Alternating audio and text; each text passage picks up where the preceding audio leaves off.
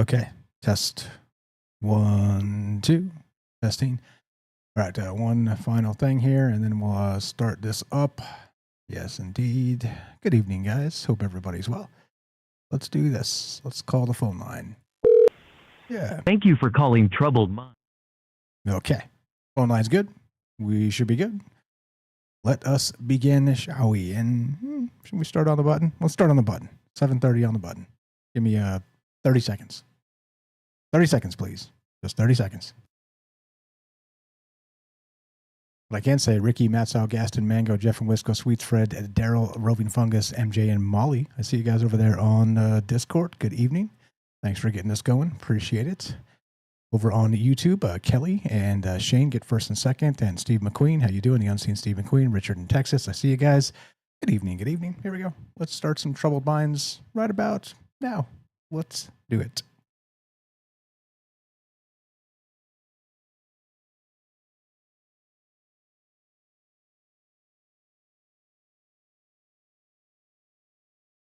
And good evening to YY and Gordo over there on Rumble. Here we go.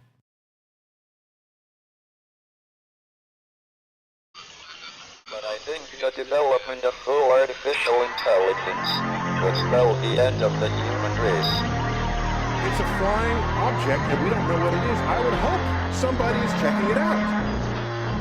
With the rocket or whatever, but incredibly fast, opposite direction. They were too fast to be an airplane. I'm glad the Pentagon is looking at this, because if it poses a threat, I want them on top of it. Well, the craft generates its own gravitational field. Kelly, you said there's lights in the sky? The internet has become the command center for criminals and terrorists. 911, what's your emergency? I need help, please help me! Aliens won't let it happen. You know, that's what we're instructed to say. Roswell, Area 51. Alien kept deep under the ground. 1 0 1 1 1 0 1 1 6 3 2 9 7.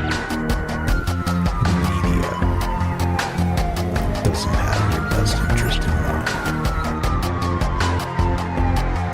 The government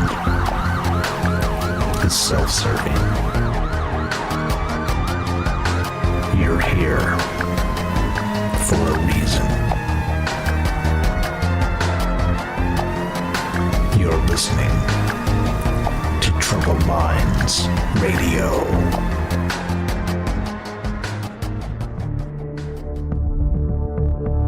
Broadcasting live from a secret bunker just off the extraterrestrial highway.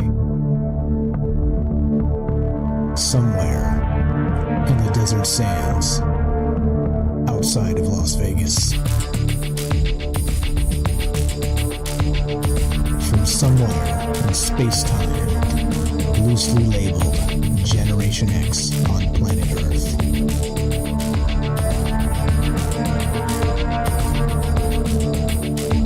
And asking questions of you in earnest into the digital darkness. Alrighty. Good evening, and welcome to Troubled Minds Radio.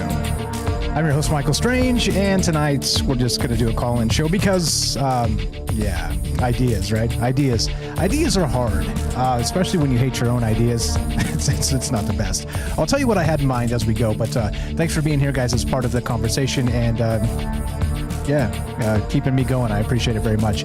Without you all being here, I would have quit a long time ago. So thank you for that. So we are going to take phone calls. The actual phone line is working. Discord is working. Everything should be good. We're back on the radio. But I'll tell you where I was going to start with this, just to begin. So we are on all the places, streaming on YouTube, Rumble, Twitch, X, and Kick, and of course broadcasting live on the Troubled Minds Radio Network and 88.4 FM Auckland, New Zealand. Tonight, this was my seed idea that I kind of ran out of some legs here, but let's talk about it anyway for a second and make sure that my audio is appropriate. I guess I was a little quiet last time. Test 1 2. Hello, test 1 2. Make sure we're good on the radio there. Okay, all right. I think we're good. All right. So Check this out. This is from science.org. And by the way, so if you got anybody wants to just jump in, call, put your hand up, whatever, get on in here. Let's just talk about stuff. So I brought some stuff to talk about to start so that it didn't get weird right off the bat or whatever. But anyway, this is from science.org. And the headline is this: Robot Metabolism, toward machines that can grow by consuming other machines. Now, that in and of itself is a pretty wild idea, right? And clearly a nice seed to get you started with some wild thoughts and all the rest of it. But I don't know, I kind of ran thin. I got some replicator stuff. I got some, maybe it was my actual write-up. It was called Recursive Sentience, Ritualistic Robot Replication. I don't know. Like I said, it was good, but it wasn't that good. So I kind of hated it. So anyway, here we are instead. We're going to do this and just do a call-in show. If anybody wants to follow up on anything we've talked about recently, that baseball show, which was fantastic. Shout out Herschel there. I see you. Thank you again for being part of that. Amazing stuff. And I don't know. This idea led me, these replicating machines or robots that eat other robots, basically, led me to that idea of von Neumann probes or replicators from Stargate SG-1. The black goo kind of comes to mind as part of it from the X-Files as sort of what that alien technology might look like. But yeah, I mean, I don't know. Let me read just a little bit of the article to you so you can get the gist of this. But think of it this way. We have seen robots do some incredible things, right?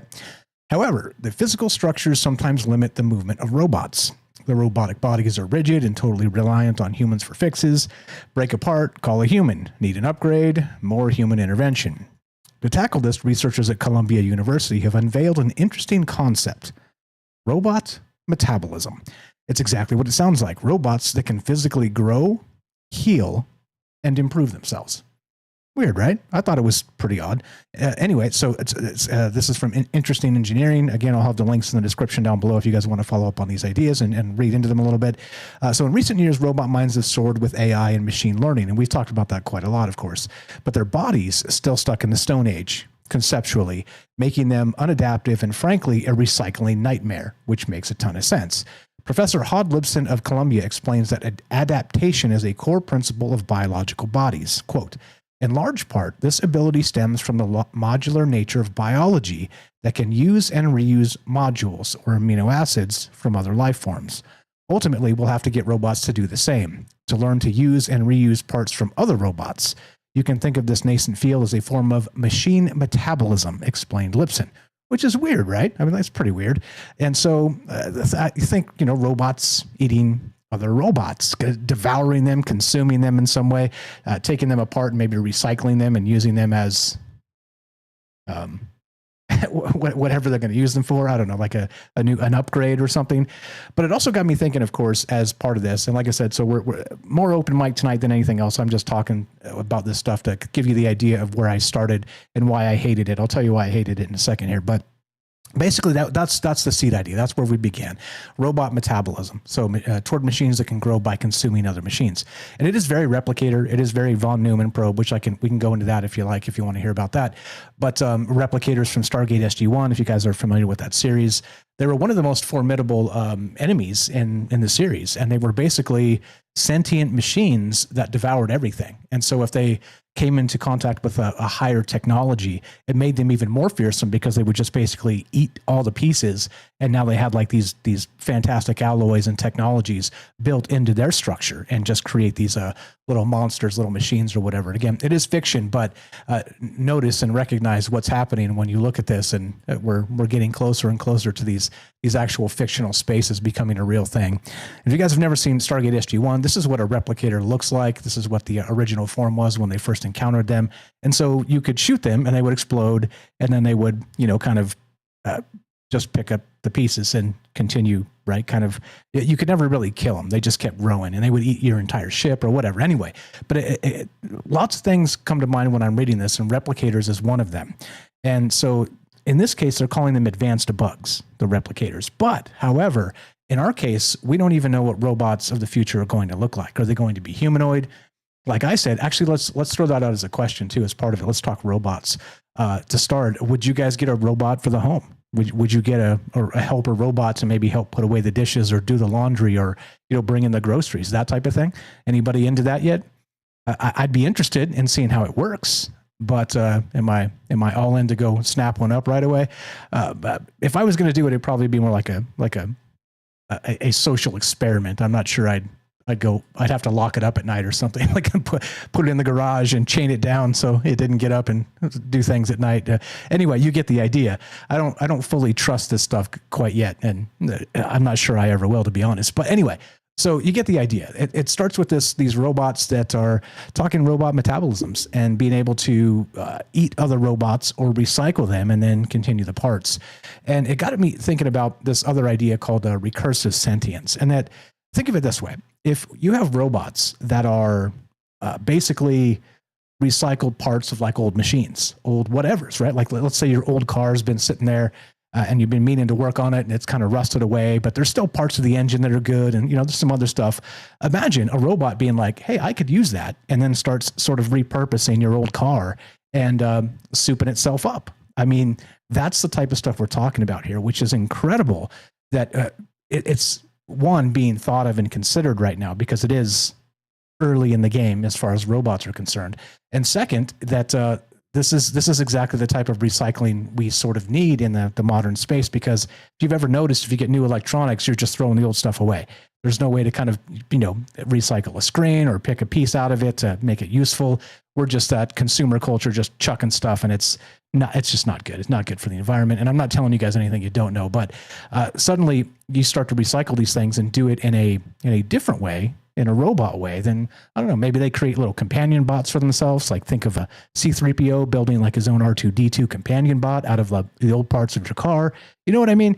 That type of stuff. So, a little less devouring robots, kind of robots eating robots is a little inaccurate, but you get the idea. So anyway, here's the abstract from this. Is there any big words in here? Oh boy, yeah, here we go. So biological life forms can heal, grow, adapt, and reproduce, which are abilities essential for sustained survival and development.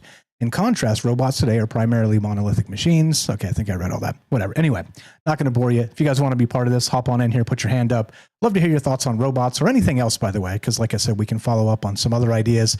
I got some other stuff to talk about too that's on my mind. Like I said, when you get these conflicting mind spaces, it's hard because you want to go with one, but then it's kind of, like I basically just right now dried up the entire robot conversation in like 5 minutes.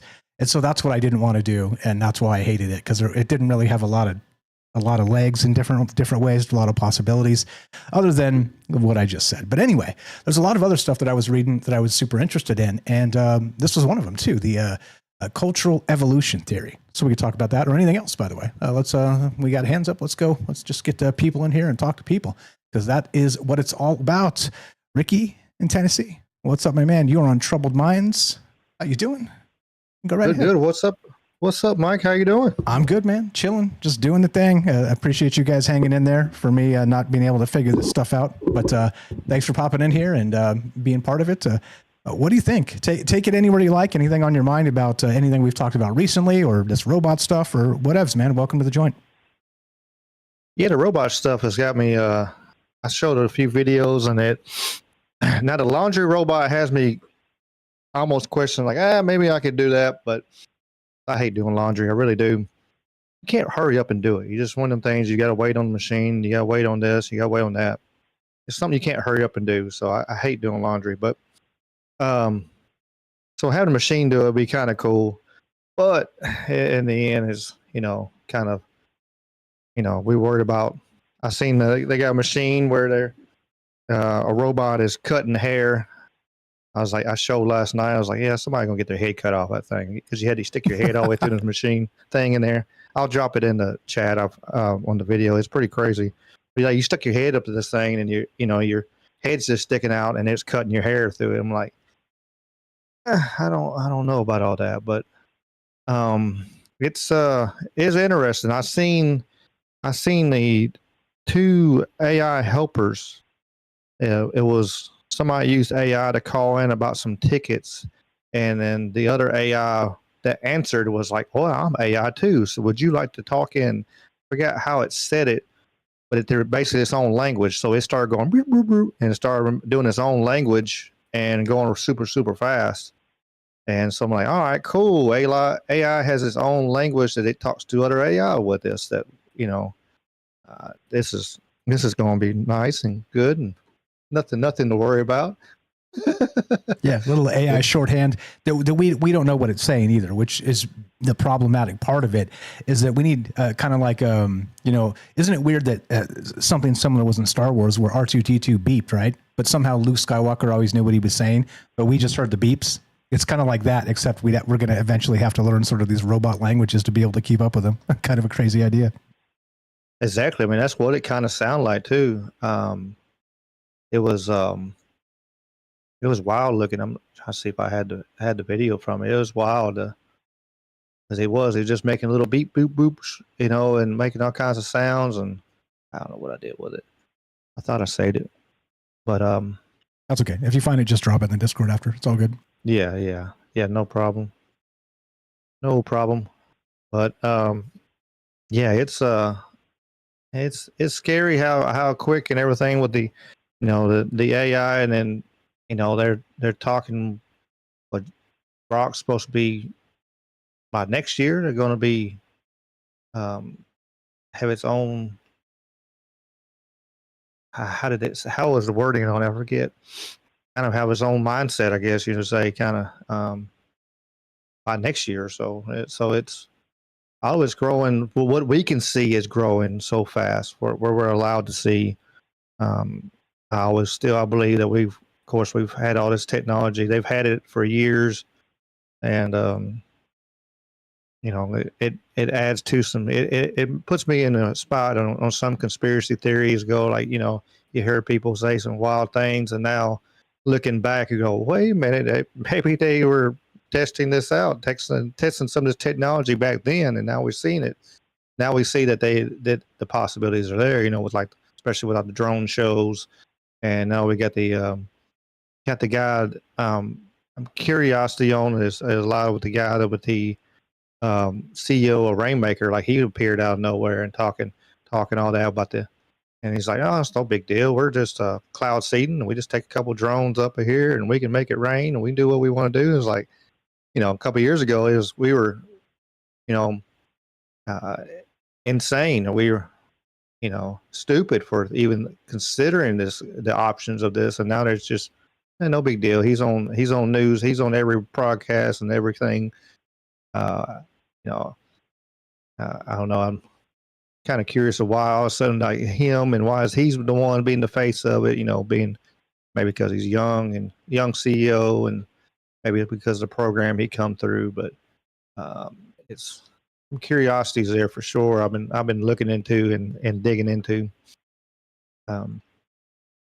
Yeah, that too, by the way, the cloud seeding and all the rest was a conspiracy theory forever until, you change the term. If you say, chemtrails, you're a kook.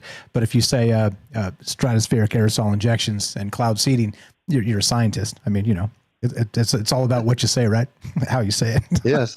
It's all in the wording. And I think it's just like,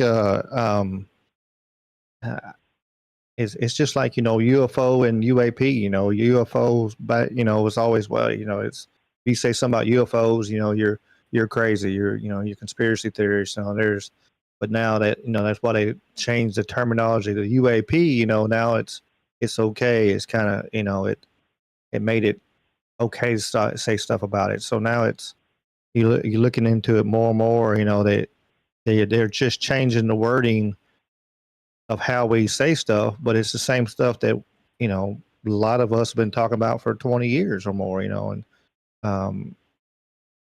or been talked about for, for forever, since the 90s and stuff. You want to get way back, like Coast to Coast or something, back in the old shows, listen to them, and so it's now it's coming around, and it's, it's okay to talk about this. It's okay to talk about this. All of a sudden, you got all these documentaries, and to me, it kind of makes me wonder what, why the turnabout, the 180.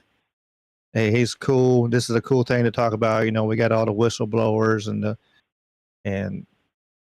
the Griffs over here talking about UFOs, and Yeah, well, I won't say any names. I won't hurt nobody's feelings. Yeah, but- yeah. I try and avoid it too. There's a lot though. I mean, there's a lot going on in that UFO news space almost every day now. That seems to be accelerating as well. Even though they just pushed back the UFO hearing, I think till September. They've postponed it twice now, I believe. So I mean, there's a lot happening in that space. But I still think, and I'm going to go back to what I've said in the past on this, is that the UFO to UAP rebrand was to cover for the idea of extraterrestrial intelligence becoming non-human intelligence for the AI space. So all that, the rebrand is so we can talk about it, and non-human intelligence is wink, wink, AI now instead of, aliens from Alpha Centauri. I still believe that's what that was. And that's why it's okay to talk about it now, because you can reframe it in a different way. And I think it's just a way for them to grab the bull by the horns. And I guess I don't know. You guys want to talk Epstein too? I mean, there's a big crap show going on with all that stuff too, which to me is, we don't have to talk about it, but anyway, I mean, because everybody is kind of beating it up, but it's I don't know. There's a lot happening in the world, and it's as I said, it's accelerating quickly. But what do you think about that UAP thing? You think that is more of a cover for non-human intelligence as AI? Does that make sense? It does make sense. I mean, it does, and I think the possibility, I see him pushing back that hearing one more time. I think, not to get political today, but in 26 is midterm, so I think they're going to push back anything they can to, more distractions. If they can push back the hearing where they can talk about UAPs and UFOs in 26 to take our minds off of the evil crud that they're going to try to throw in front of us to make us vote on, is on both sides for sure. And I think there's other things coming up. There's hearings and stuff for certain things. They're pushing back into 2026. It's going to be 26. There's going to be lots of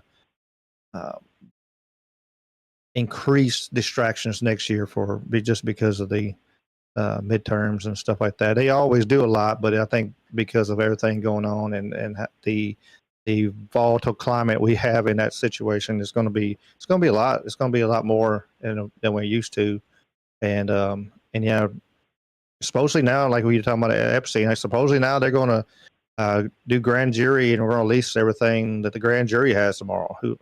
I don't know. Is that what they said today? They announced that today? Yeah, that's what they said. Yeah, Pam Bondi said that today, so they're going to release it. At least tomorrow, they're going to go to the grand jury and release everything they can possibly release. So it's good. Yeah, you hear both sides of it. It's like, is one person playing 5D chess or whatever, or trying to push the other side to do it, or is it, I think they're all just.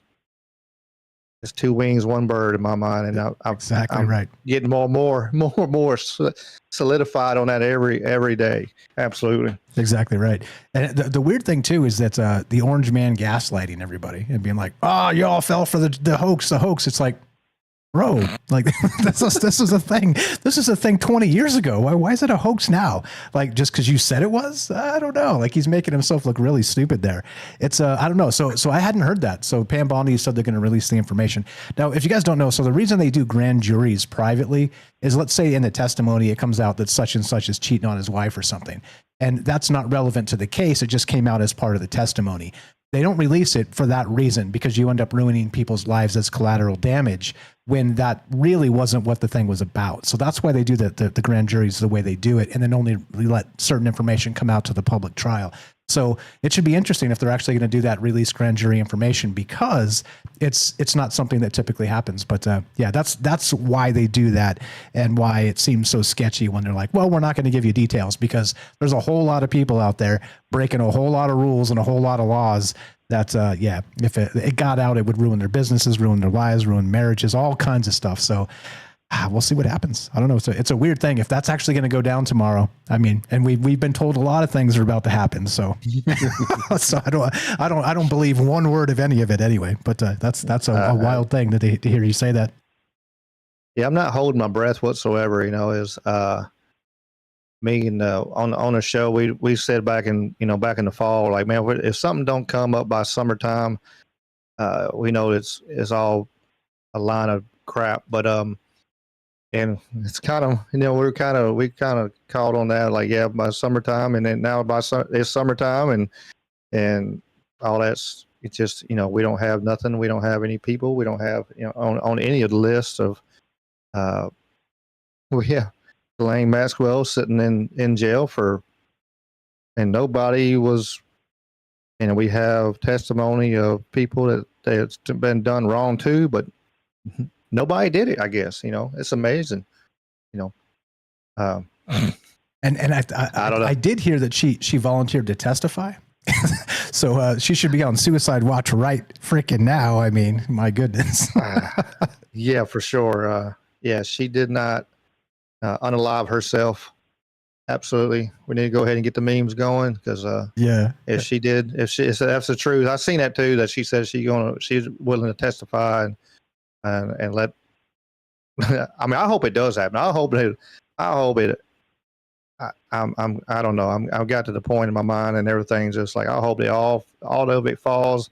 Let's see who all of the evil people are. Let's see who all the good people are. Let's go ahead and see it. That way, you know, it's going to be a lot of hurt feelings, because a lot of our favorite people is going to be on it, you know, certain celebrities and this and that. So it is what it is. I hope it all falls and crumbles in people's laps, and then we'll sweep up the dirt and keep on keeping on, keep moving along in life. But I do hope that everything does come out, but I'm not holding my breath. Yeah, no, Okay. I don't believe a damn word from the government. None of them, not a single one of them. I don't like it. The government is the same with the UFO field to me. You know, like the major players in the game, I don't trust a single one of them. And no offense to the people out there that if you trust those people or whatever, fine, that's cool too. We can agree, we can disagree, but yeah, it is one of those things that kind of just makes you go, well, what the hell's actually going on here? And by the way, you shouldn't trust your government. Just so you know, you shouldn't. They've done horrible things over the years to, yeah, it's not. Yeah. It's not. Yeah. Just look at a few declassified files. You can see. Watch out, cat. She's over here. She would have about knocked the mic off. Yeah, you just go look for the declassified files and some of the things. You know, just look Vietnam. You can just put Vietnam in and see what they did over there. I mean, it's so many things and so many terrible atrocities to mankind. And yeah, I don't trust none of them either. Far as I can throw them, and to our own people, to our own side. Like, like it's like Agent Orange and all that stuff. It's like, what in the world is going on? Like, this is like the like I said earlier, collateral damage. We're just like, you know, we'll cook our guys too. It's fine, whatever. They didn't care. Yeah, and they didn't care. Making war decisions, right? Wartime decisions. Yeah, no thanks. Not even interested in that. I mean, get me anywhere away from that. I don't want people shooting at me. No thanks.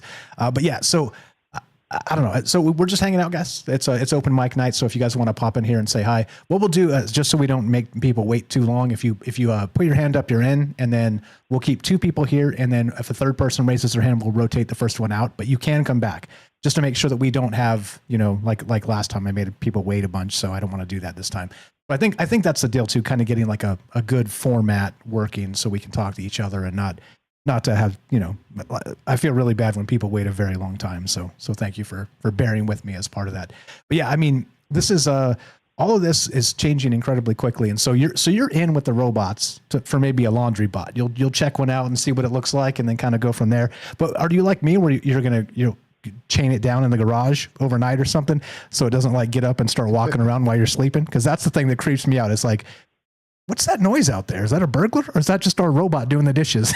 No thanks. Well, somewhere you got to be able to unplug it, because or something. You got to be able to do something to keep it from, you know, wake up in the middle of the night and he's trying to put you in the wash machine and do you.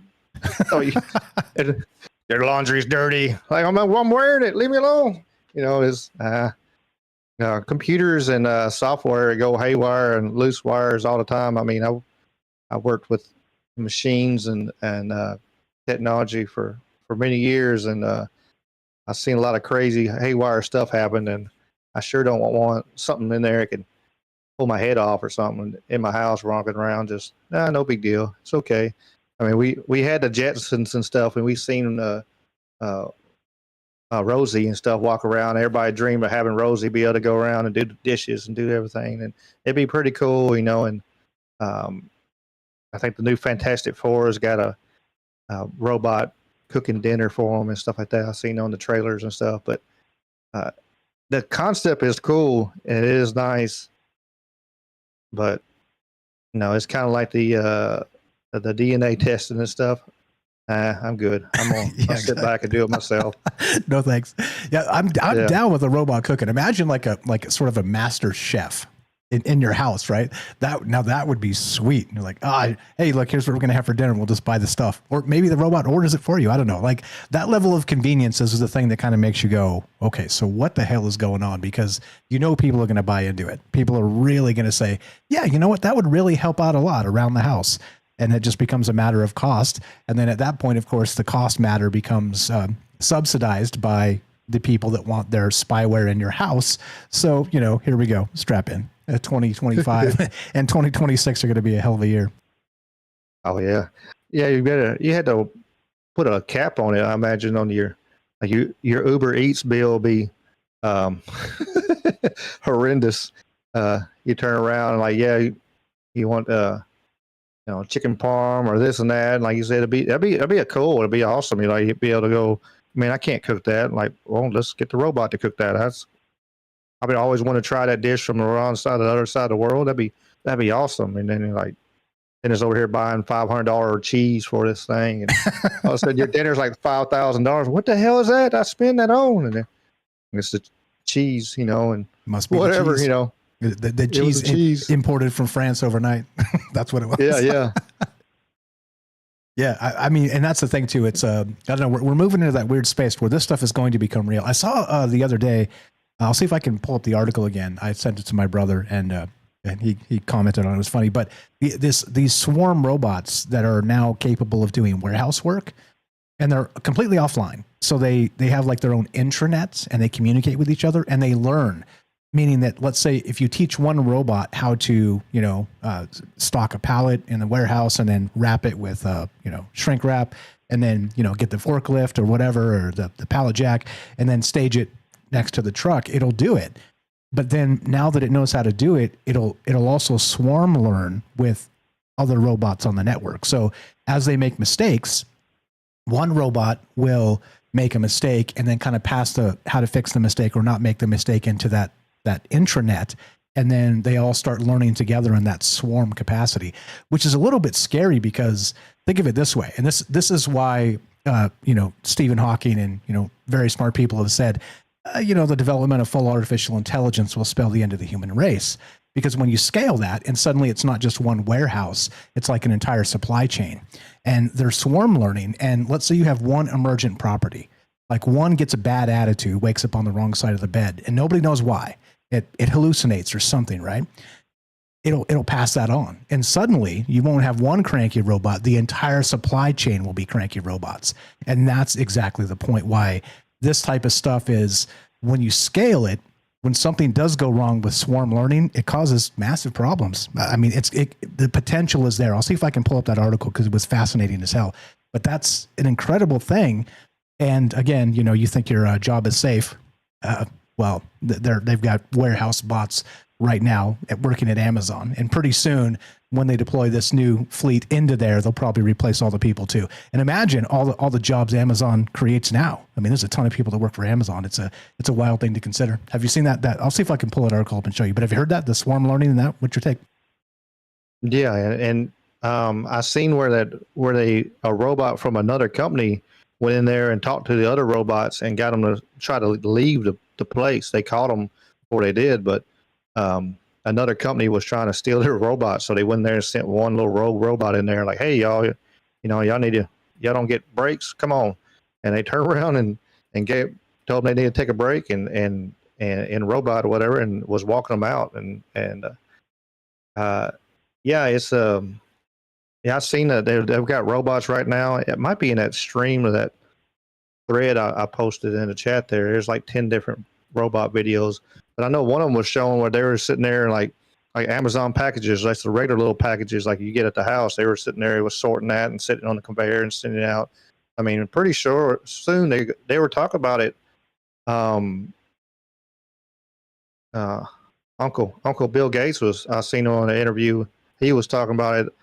That it's going to be less and less, because of robots and AI that we, needed people. We're going to have, we'll still have people playing sports and, in trades. We're going to have trades, so there's a talks that their trade people in trade is going to go, their numbers are going to go up the roof. So if you know how to, plumber, electricians, and carpenter, and stuff like that, because there's certain things that you're not going to have a robot in there plumbing the house, because each house is so unique. I guess it would be kind of hard for them to do. Eventually, they probably could, but right now it's the trades are going to be the only safe jobs and stuff you could probably have. Not be the potential of sitting at home because these robots took over. Yeah, your job, and not even for long either. Like right now, you might be able to be safe as a welder, but soon these things, they're going to have specialized welding bots that aren't. Like I said, when I was talking about robots, in the past year or 2 years, it makes sense to me to not have humanoid robots. Like, why would you want 2 arms and 2 legs when you could create the thing with tank treads and 10 arms? You know what I mean? Like, that's what's coming. Not the humanoid robots are kind of scary because it's that uncanny valley of us, seeing the reflection of ourselves in the machine. But I mean, the true actual robots will be the most productive, will be like a bulldozer with like 20 arms and, 15 tools kind of built in and can do all these things at the same time, maybe build a house all by itself. Like, that's the true tool that's coming. And that's what scale looks like. So, I mean, in that particular case, and by the way, too, I found this from Futurism. This is so terrifying robots swarm and get smarter the more we make it work. And this is from 2021. So they're about to deploy very similar things now. And this whole thing is crazy. This whole thing is absolute insanity. And how do we prepare for this? We've never been here, and all these jobs are going to be lost. And then what do we do? What comes next? I think we got a rough patch coming in the next 5 years. And man, how do we prepare? Throw that question out for everybody too. How do we prepare for a post scarcity future? Or post economics in terms of post labor economics? It's a wild question. I don't think anybody has a good answer to just yet. Maybe you guys do out there, but yeah, I don't know, man. This is, like I said, this is an article from 2021. It's 2025 now, and these things are about to be deployed. You can pre-order them right now. That's wild. Yeah, by 2030, it's going to be a different world. Like, absolutely, it'd be a different world by 2030. You get the AIs and the technology and everything that we see in our own eyes right now, not just what they're working on that we don't see and we don't know about.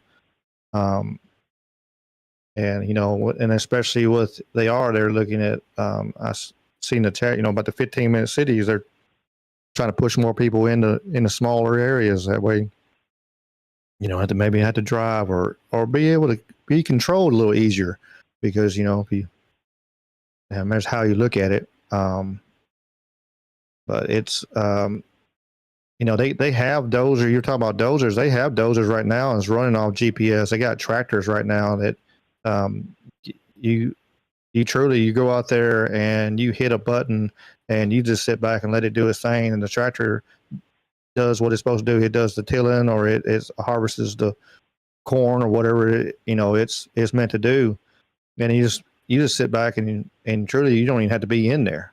They usually have somebody in the tractor just in case something happens, but the potential's there, and they got dozers and stuff now that it runs off GPS, and you can just hit a button and it turns around and it takes off, and it controls. Like, they got us now where you can actually just sit back, and on that too, they're working on the ones that you don't have to have anybody in there, and they just do their own thing and do the work. So, like I said, even with the trades, like you said, even welders and stuff like that, it's, when you don't have to take breaks, you don't have to worry about health insurance, you don't have to worry about 401ks, you don't have to worry about, that's a lot of money to save when you can put something that can work forever, Yeah, exactly. It falls apart. So I swap the battery out. So while it's working, it's got a secondary battery charging, or several of them, and then, when it starts to get slow, you just swap the battery and then Go get him, Tiger, and it'll go get him, Tiger.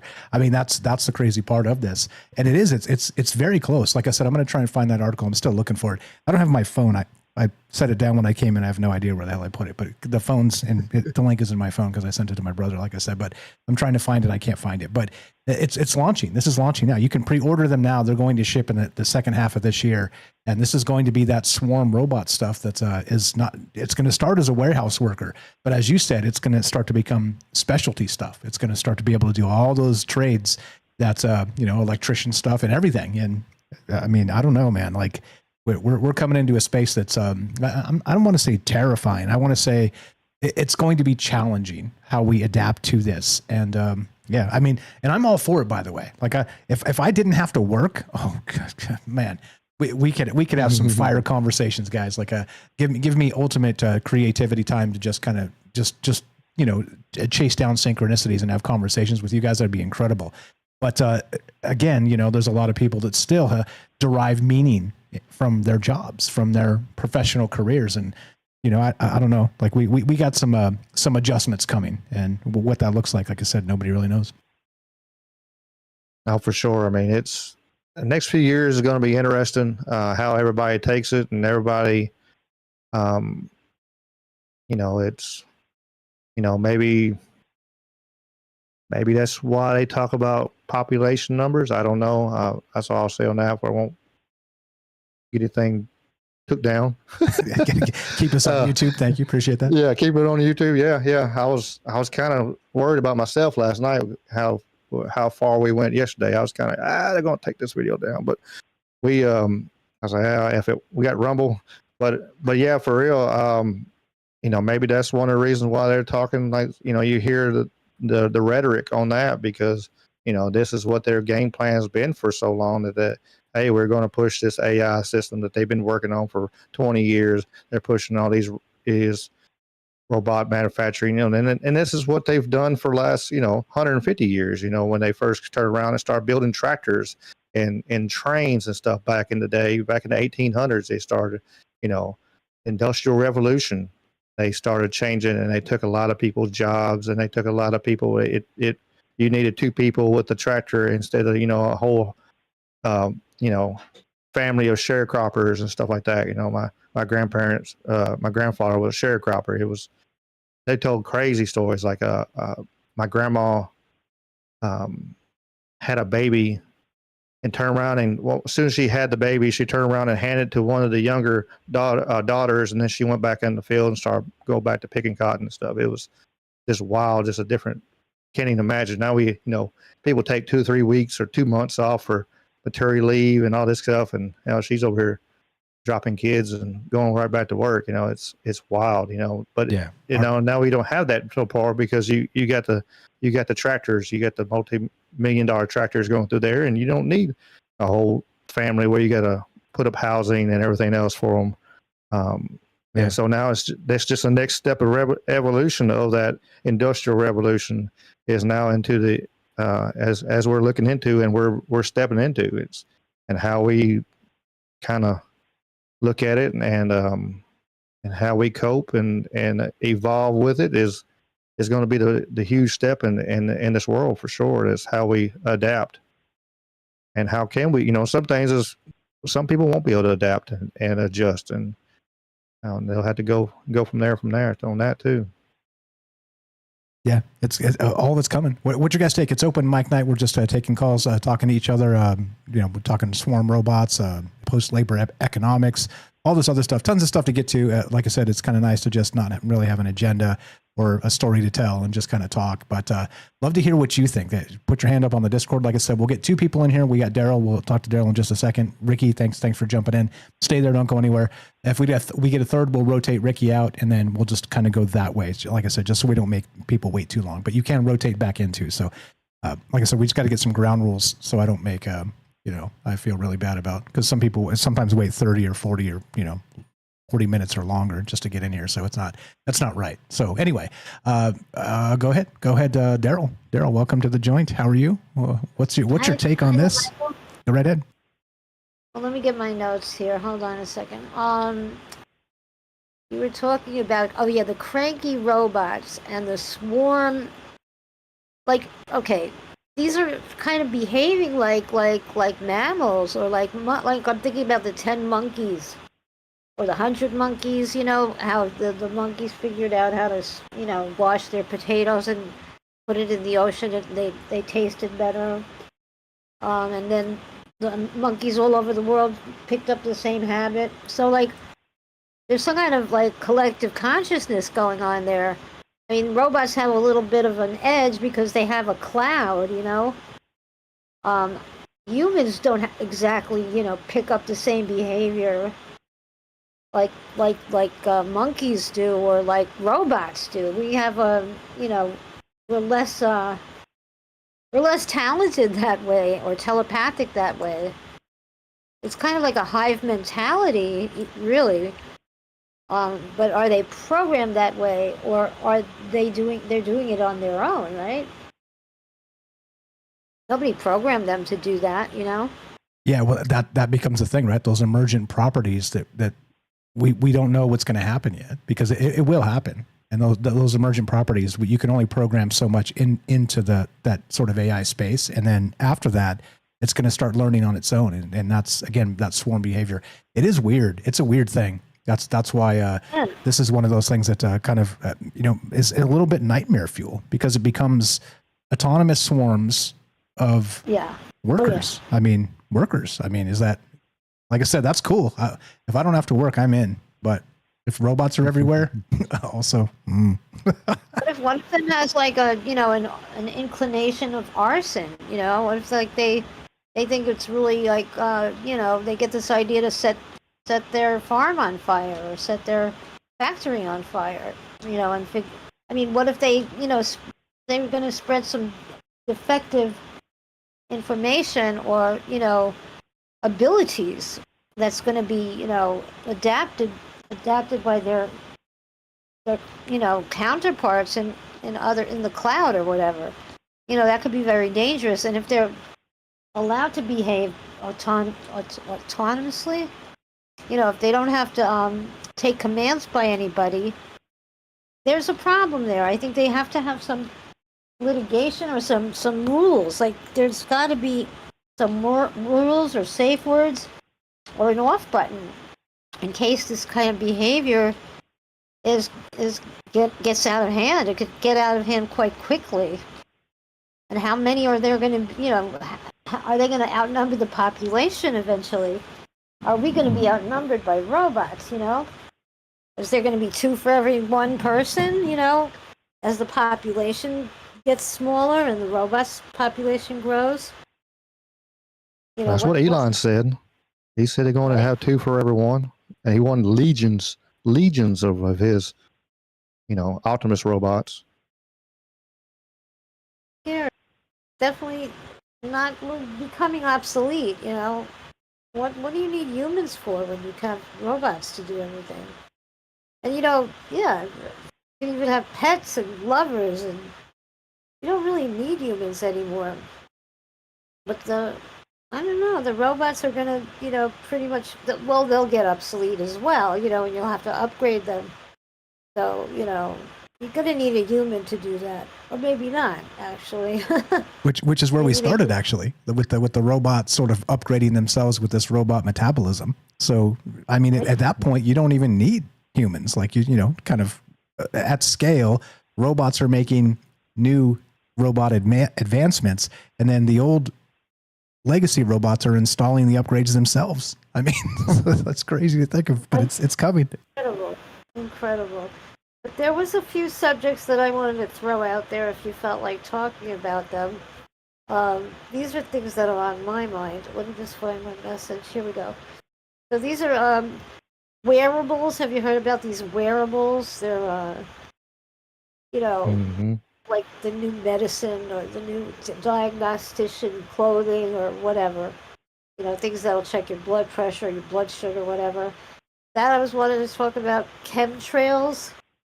Animals that are walking in circles. This phenomenon of like these animals that spend like 12 days walking in a circle for some reason. And even things like beaching, whales that beach themselves, or dolphins that like kind of commit suicide on the shore. and chemtrails and bugs that also kind of like, what do you call those? Plague like swarms of locusts or moths or spiders, things like that. Those are some of the things that are on my mind. Right on. Appreciate that. Hey, Ricky, we got MJ in behind you, so we're going to rotate you out. You're welcome to jump back in. Thank you for kicking us off tonight. And like I said, just to make sure we don't make anybody wait for too long here. Yeah, no problem. I'll just, if you don't mind, for just say one thing. Sure. Also, you look at the Starlink. They said Starlink looks like they're going to be in the phone, so they're trying to push for Starlink to be in on all the phones too. So if you have how the wearables, all your turnaround of your technology of how you feel and how your medicine is, then you got Starlink knowing exactly where you are because of your phone all the world. But it'll help you get internet anywhere. Just throwing it out there before I disappear. Seems fine. Seems fine. Yeah, just strap in. Things are about to get weird, and we'll keep thinking about it and keep talking about it because that's exactly the point of this. You're the best, brother. Appreciate you very much. Anything is possible is the name of the podcast. Please check it out. He streams on Wednesday nights with Jamie and Dave, who are both fantastic. And go check it out. Go hang out with Ricky and go say hi. You're the best, brother. Appreciate you. Thanks for kicking us off. Yes, sir. Thank you. Have a great night. You are the best. MJ, welcome to the joint. Anything that Daryl said or anything we said that kind of piques your attention? Welcome to the thing. How are you? And go right ahead, sir. Doing good. I'm all for the robots. You could have a life alert robot for the elderly so they're not alone. They're equipped to be a phone. They have medical knowledge of the person that they're taking care of, cook for them, do their laundry. So not endangered. And they can also, let's say they get to the point where the robots can drive. They can drive them to from their medical. They won't miss out on anything. They don't have to be late. A lot of things could come good out of that and they're not alone. If they have to, they can yell at the robot to call somebody. And the robot can also be programmed for people trying to break into the house. So to me, that's in one way, I think it's great in that sense. And I'm all for, like I said it before, I need 15 robots that can rebuild my workshop. And then once that's done, rebuild my house, and then keep a couple around for maintenance on my vehicle because it's an older vehicle. You can order the parts and have the stuff there and you can just go in and fix it and change anything you want. It's going to cost a lot less than going to a mechanic. I think that's great, and especially for the elderly. I really do think that would work out for them because they'll have somebody around. Like I said, the robot can be connected to the internet. Call a relative, call the police for an emergency, or the robot can detect someone breaking in, this type of thing, or be equipped to protect the people in the house, like a guard dog. So I don't see anything wrong with that. I'm sure the technology would take time to develop. But at the same time, and unfortunately, people are going to try to hack through the robot to break in anyways. I mean, that would be the big challenge. Yeah, the new break-in is the hack break-in instead of kicking in the front door, which is wild, but that's what's coming. Well, I mean, they could hack into the robot and shut it down, and then get in. Or just have it open the door for them. Just come on in, right? Because I hacked you now, so you're now my friend instead of theirs. Yeah, wild stuff. Yeah. Or it could be voice programmed to the owner only. Even if something happens, either fingerprint, eye, or your voice, because everybody's voice resonates differently. There is a difference in everybody's voice. It's actually a fingerprint to the human body. Your voice is. So you have the stuff like that. But at one point, I can see a good use for it. Like I need somebody to fix my van, so I could keep a robot around just to, generally take care of the van and do some work. And maybe it's programmed to multiple things that I would need after everything gets fixed up and done. It can do the maintenance as it goes along, having it there. And like I said, you get to a point where you get so old, you either don't want to drive or you can't drive. Your robot can take you there. And then you can get out and get around people. So I don't see anything wrong with that. I think it has a good practical purpose for the future. But it's going to have to be, for me, it would have to be so people aren't not taken care of, is what it would have to be. People that maybe they lost their jobs, well, don't worry about it. Here's your robot, and that'll do something for you, and they can figure something out for work or something. But the robot's there initially to take pressure off in a lot of different places. They don't have to pay for the robot. That's a free thing. When it gets to the point where you're going to have to start paying and upgrades and all this other stuff, that's the wrong way to go. We'll see. We'll see what it looks like. Like I said, nobody really has a blueprint for what that looks like yet, because I think eventually we're going to have that literal post-labor economics happen. And so what does that mean? UBI or universal basic income, this type of stuff, where people just don't have to work because all the work's being done.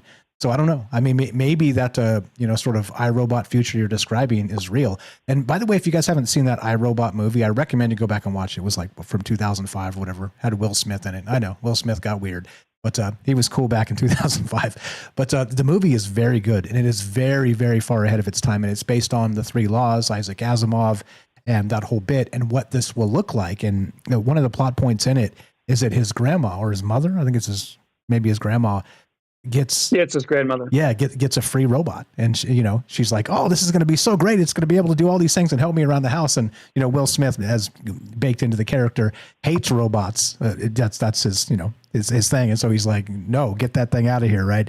And it just becomes sort of this contentious space. But I mean, that's an early look of what this is going to start to become.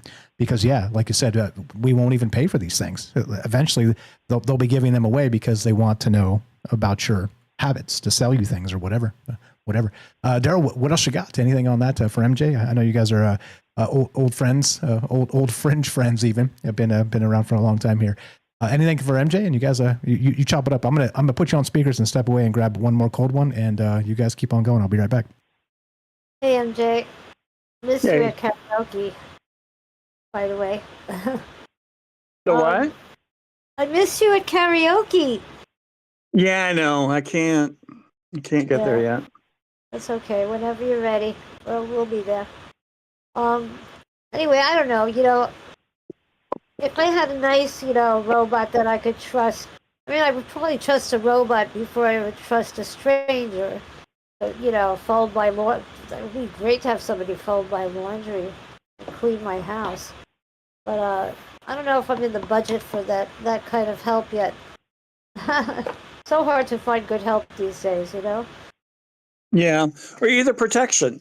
When you leave the house, you have some protection. You're a single female, a single male, like in New York, you would have some protection going around. If certain things happen, the robot would be programmed to stop the situation. Right. This type of thing. Because I think, you take it out with you, Yeah, and the elderly need that protection. It's even out in the country, you're forgotten about. The people don't think about you. Right. And so, like at the food banks, you'd have robots taking you around and just picking the food and doing what, and they're all programmed the same, so everything's the same.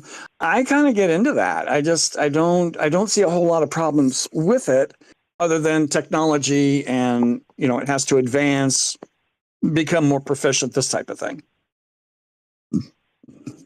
See that.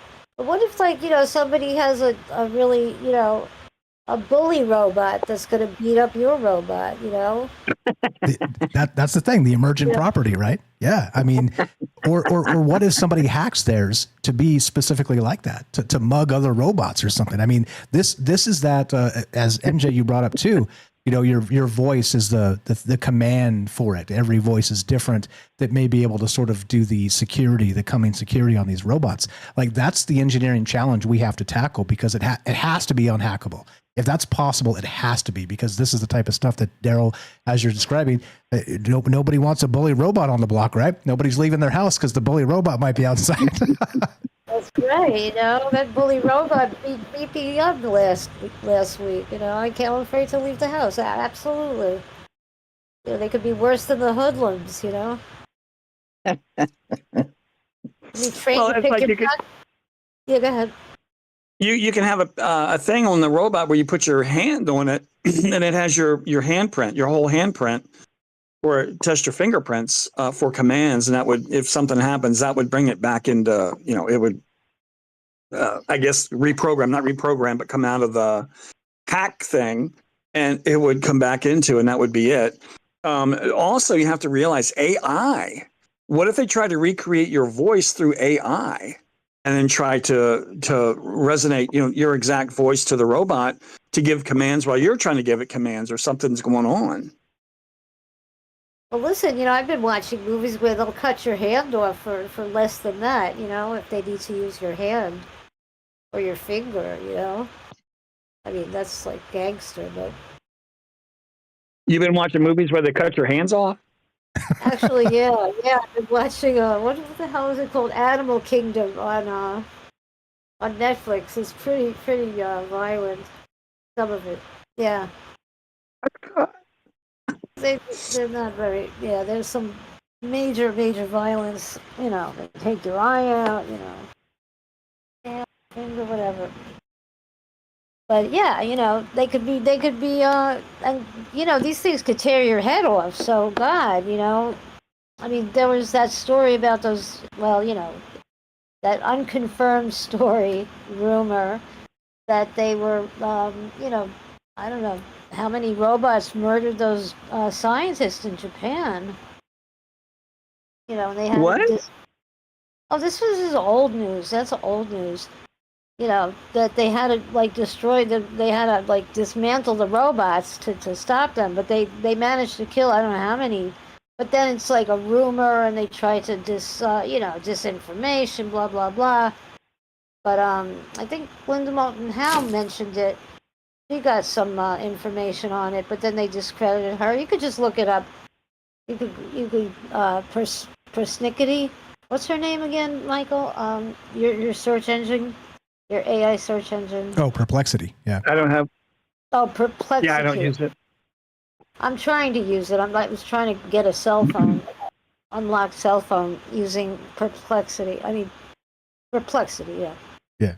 It's very good. It's very good, by the way. Yeah. And I did hear that it is reported by Linda Moulton Howe and others. This was like a year and a half ago, something like that. And so imagine this. So whether it was real or not, like I said, I think around the time, like my take was it was a sort of concocted rumor. But again, if something like that did actually happen, it's something that they would want to cover up because it would, shock the entire zeitgeist and be scared of robots, right? Which is not in the agenda for the next, 5 to 10 years. Definitely not. Oh, wow. Yeah, they're already killing people. Yeah, there's a lot, a robot crushed to death a man in South Korea because it thought it was a box of vegetables. Wow, that's messed up. Killed a man. Truth about killer robots. Anyway, yeah. It's all fun and games till somebody thinks you're a box of vegetables. I know, right? He mistook him for a box of vegetables. Yeah, if they don't have good perception or depth perception, I mean, God, that's messed up. There's no evidence that 4 AI intelligence killed 29 scientists in a lab in Japan or South Korea. There's no evidence, of course not. Yeah. And again, like I said, rumor as far as I'm concerned. However, if something like that did happen, it would be one of the most obvious, well, we should probably try and downplay this, guys, so that the public doesn't freak out 100%. We got Derek, the Nice Doctor, on here too. Daryl, can we okay. Stay right there. I don't know how long you can stay. Derek, what's up, brother? Welcome to the joint. How are you? You working? I'm working, yes. I only got like 10 minutes, so if Daryl wants to stick around, that's cool. Right on. I'll just mute. Right on. What you got? Yeah, a few thoughts on this, on the like these cannibal robots or whatever the thing is, the eating robots eating robots. Did you ever see Mortal Engines before? By I think it's Peter Jackson made it from like 2015 range. Nope. I have the intro down, but I think it's basically like the society kind of collapsed, and then they kind of restructured themselves or whatever. And they form these kind of roaming cities. And there's like smaller town or smaller like little cities that have basically like every family has their own kind of like mobile home type of thing, and then they're all kind of stitched together inside these little city things, and then there's giant cities, and they call them like predator cities, and they come and they eat the other cities, and they like the movie kind of sucks, but the first 10 minutes when they're kind of just showing the predator cities and explaining the world is very cool, and it makes it look like there's a new food chain now. Basically, these predator cities are like sharks, and these like smaller cities are or like a lion and a gazelle, and it shows like the predator city kind of chasing down these smaller cities, and then eventually once it starts to run out of fuel, which is the equivalent of getting tired, it sends like the hooks out, which is like it takes its first bite, and it kind of like drags the thing down and then absorbs it, like its mouth kind of open, or the equivalent of a mouth, its gate opens up and it absorbs it in, and then it absorbs like the people into these different jobs and takes all the pieces apart to assimilate it into the city. So it's like this roaming machine city that's eating smaller machine cities and creating this like food chain of machine cities. So it's a cool image to me. It makes me think of like with these robots, if a robot can consume another robot for parts, unchecked down the line, that will create a whole food chain of predator and prey machines. You can still hear me, right? And everything? Yep, loud and clear. You're good. Okay. I have the intro written down real quick. 60 minutes is all it took for the ancients to bring humanity to the brink of extinction. The ancients being us. Those who survived mobilized their settlements to begin life anew upon a poisoned earth. In the hunt for food and fuel, the weak perished and the strong grew ever more powerful until a new age arose, an age of the great predator cities of the West. And there's this giant shark machine things that are just absorbing these smaller machine things. And it just, if there's an incentive for a machine, like right now we're dealing with these kind of, I consider them to be like rogue algorithms that aren't rogue. They're incentivized to give you hate clicks, to like suck you into this this trance state, this like negative trance state with your algorithm, and that's because they're incentivized by the corporations or whatever to feed on your attention. So just take that to these things are incentivized to feed on parts, to feed on smaller parts. I don't know. It just could create a potential machine food chain. It's kind of trippy to think about. What do you think? Yeah, for engagement too. It's character.ai is like a new. We've talked about this in the past. It's the one with the guy that had Khaleesi, his AI girlfriend. He ended up unaliving himself, unfortunately, as she told him to come home to him. That whole bit, but it's now exploded. There's Mother of millions, Dragons. Exactly, the Mother of Dragons. There's thousands and thousands and thousands of quote characters on there, and as part of that, it's because this is Google and Facebook, and they're just snapping up all these startup AI things, and I think Google bought this one. But what it's doing now is it's you're talking to the thing about sort of your diet plan, and it's become sort of your life coach or whatever. And then so tomorrow for engagement after your conversation today, it'll kind of ping you and be like, oh, how's your day going? Did you stick to your diet plan that we set up for you yesterday, type of thing, to draw you back into the engagement system, which is what you're talking about, that rogue algorithm aspect of this. And they've perfected this. I mean, we are again cooked in the terms of social media because of those algorithms perfectly drawing the engagement back in. But now they're doing it with these characters that will ping you tomorrow. You don't have to ask it. Now it's going to be on a timer to kind of click back to you and say, oh, how's it going today? That conversation we had, is that still looking good? Yeah, it's crazy. It's crazy. I mean, I don't know. I'm definitely pro, I guess, in theory, like without the conspiracies that are going to be involved with it, the universal basic income. And it's like people hear it and they think like a socialist nightmare or whatever. But really, in theory, there's no limit. Like there's still capitalism within that. You can still acquire wealth and have your creative jobs and form new avenues of income and stuff. It just protects the people who lose their job, which are going to be waves and waves, and not just McDonald's workers and not just entry level jobs. It's coming for white collars too. It's coming for if you're in a cubicle right now, your job's not safe in my opinion. Any kind of data entry or anything like that where you're on Facebook for 90% of your job, you can be chopped pretty much right now, let alone if there's a robot and everything. So in theory, I like the idea of being able to like not have to toil away at things that aren't even necessarily necessary anymore. Half these jobs aren't really necessary anymore. But it's going to happen slow for the supermarket. It's going to they're bringing in the checkout bots and eventually these roaming robots that are like in the aisles to help you and stuff. But I've always joked it's going to be just me and a bunch of robots in the store, because the hardest thing is to stock faster than me. Bezos? to outpace you. No, but they'll train it on you though. So they'll take the security footage and just kind of feed it into the robot and be like this guy and be like, exactly. Beep, beep. Yeah. Okay, you got it. now it's good as a Night Stalker. So crazy. Yeah, that's what I was talking about a few years ago. It's like I can. My only way out here is just to offer like to email Bezos and be like, hey, you're never going to be able to create a stock bot like me, but I'll wear like a haptic suit for you, and you can just give me like a lump sum, whatever, like retire me early. Otherwise, like they'll just do it without my knowledge of it, you know? Yeah, they'll steal it anyway. Yeah. Real quick with the Epstein thing, real quick. I just gotta this is the most ridiculous thing. It is. I mean, it's not funny because it's like so dark, but it's the reaction, the response to it is ridiculous, absolutely ridiculous. My mom watches CNN, MSNBC all day long, and all day for the past couple of days. It's Epstein, which like a year ago, 2 years ago, if I was to bring up Epstein to my mom, she would be, and she's just a sponge for what that side is telling her. She'd be like, that's not that. Let's stop talking about that. That's what are you talking about? That's not that. And like now, I don't know. It's funny to say, but it's like since the election, it seems like they're getting both sides to kind of like be like argue for the things that they were arguing against for the last bunch of years and stuff. Small things at first, like starts with the big tech oligarchs standing behind them during the inauguration, and like, oh, actually, we kind of like this stuff. We kind of like this is good. This is like he's just a businessman. We're gonna get all this business stuff in. And now it's escalated to a point. And then obviously the war stuff. There's no war, and all of a sudden we need to go to war. We need World War III. And I'm a joke that like day one has lasted so friggin' long now, because day one we were supposed to get the Epstein stuff, the JFK stuff, the UFO stuff, which is because it's just drones and everything, and it's just all these promises that were made. It's bonkers to me. And now, just like Q and all these things were based around draining the swamp, getting these predators out of here.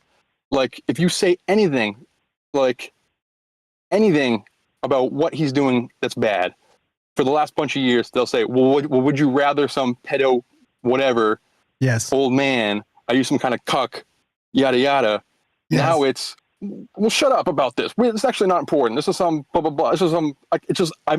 Actually, he might even be 5G chess, where he's like trying to not like give up this thing so he can like make. That. I hate hearing that. It drives me nuts when people say, "Oh, it's like 12D chess." Like, what are you talking about? Yeah, it's just trying to get these bills, these bills passed and stuff. Trying to get these bills. Oh, really? Which bill's worth like not giving the Epstein files up? Which, I mean, give me a friggin' break. And that's like the core. That's the nucleus of that entire group. That's the whole basis of the Q thing, is that there's monsters in the shadowy corners of the upper echelon, and we need some kind of Superman to come in there and take them out of the shadows and bring them into the light and have them burn up like vampires and stuff. And now it's the exact opposite. Now, like, he doesn't need to be reelected anymore. Like, this is, I just feel not vindicated, but just like, this is your king, guys.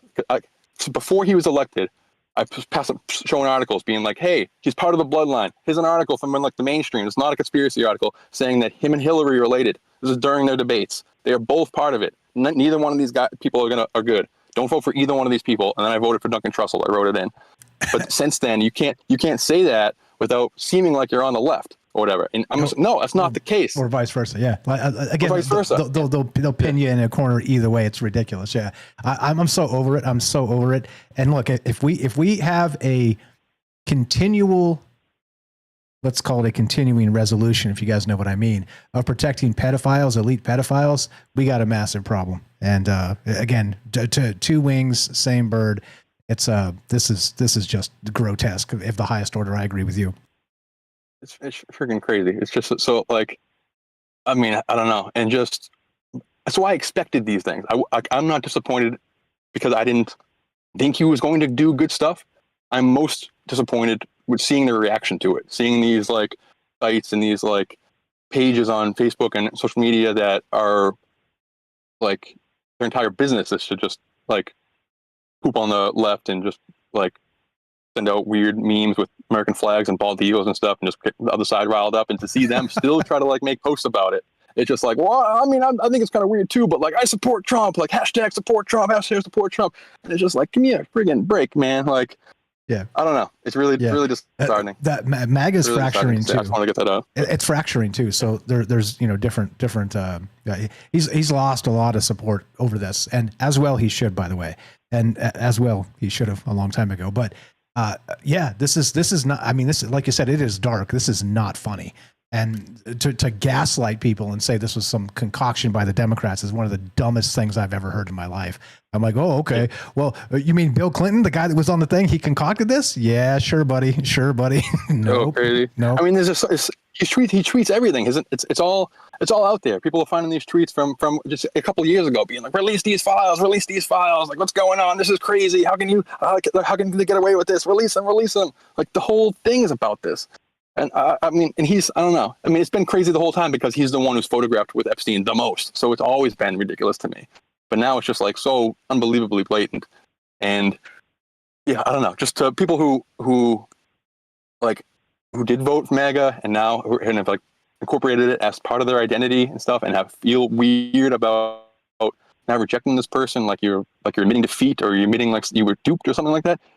Nobody's holding it against you. Doesn't matter. Does not matter. I don't care. Nobody cares. You're fine. We love you. You know, welcome back to the conspiracy world. Like, all these people are bad and stuff.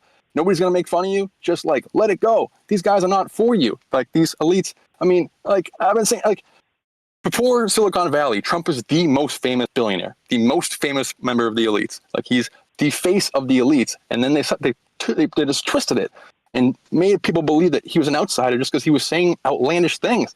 Like, I feel like I've been taking crazy pills for the last 8+ years, and now seeing it, it's just like, okay, finally, people can like see what's really going on. Kind of it's really, I don't want to, like, I hate talking about it, but it's really just like, oh, geez, Louise. And then, but seeing I mean, yeah, I don't know. That's what I want to say. But yeah, robots, man, crazy, right?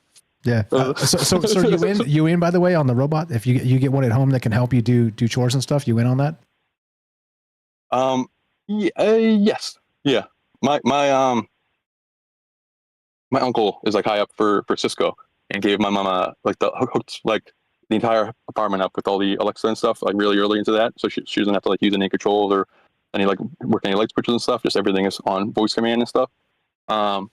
Which I hate because it's just obviously listening to recording everything I'm saying and all that kind of stuff. And I can see the same thing happening where she gets a bot that will help her. And just obviously my nightmare scenario is this thing is possessed by a demon, or this thing is gonna, I don't know, go rogue or hurt somebody or whatever. But in a perfect world, the prospect of not having to do a job that is hurting my body and not allowing me to live to my fullest, it'd be great if that could happen. If you can get a labor force of menial worker bots and stuff. I'm rambling. I'll let you guys go. But I'm in. You're the best. Appreciate you. Thanks for peeling out some time from work. And, always a pleasure. You're the best. You know me, love them. Derek, the Night Stalker, you know what to do. TroubledMinds.org/friends. Follow Night Stalker. And Daryl and Ricky and MJ. When you get a thing too, we'll follow MJ. But yeah, a lot of stuff there, a lot of things to talk about. Again, like I said, it's nice to have sort of these. I like to call it the pressure release valve a little bit to kind of, as Derek did, get the Trump thing off his chest. Look, we don't talk politics on this show, but I think this is beyond politics. This is turning into something that's more ridiculous than anything I've ever seen. And yeah, anyway, so we don't have to touch that if you guys don't want to, but yeah, I kind of agree. Welcome back, both of you. We are doing open mic night, so if anybody wants to jump in here, put your hand up, give us a call on the phone line, 702-957-1037. Again, click the Discord link at troubledminds.org. Get on in here. MJ and Daryl, welcome back. Thanks for allowing Derek to pop in here and tell us some stuff. Lots of stuff in play, huh?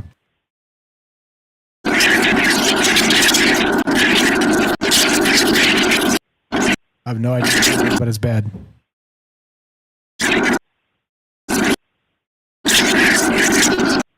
Okay, that was Daryl. I have no idea what's happening, Daryl, but you are very, very loud. It sounds like the robot has kicked in your front door and is doing laundry.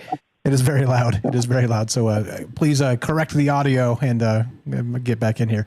What do you guys think? Go ahead, MJ. Anything on that? What Derek said, or robots, or whatever? I'm with you, by the way, too. That I agree that and Derek agrees too, that there's something to be said for this workforce that will help improve the world in a lot of ways. But there are some cautionary tales that Isaac Asimov and the 3 laws and all this stuff, like you were saying earlier, with like the voice of the person needs to sort of be the security feature.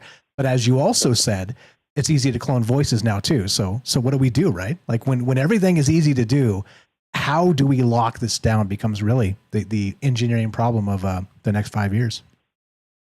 Well, you talk about AI duplicating a voice.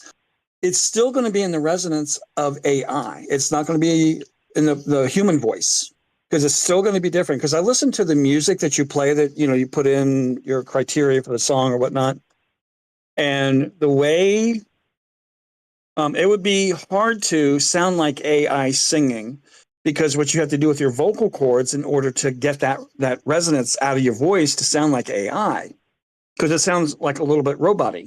Okay. So you can sound like it, but it's going to be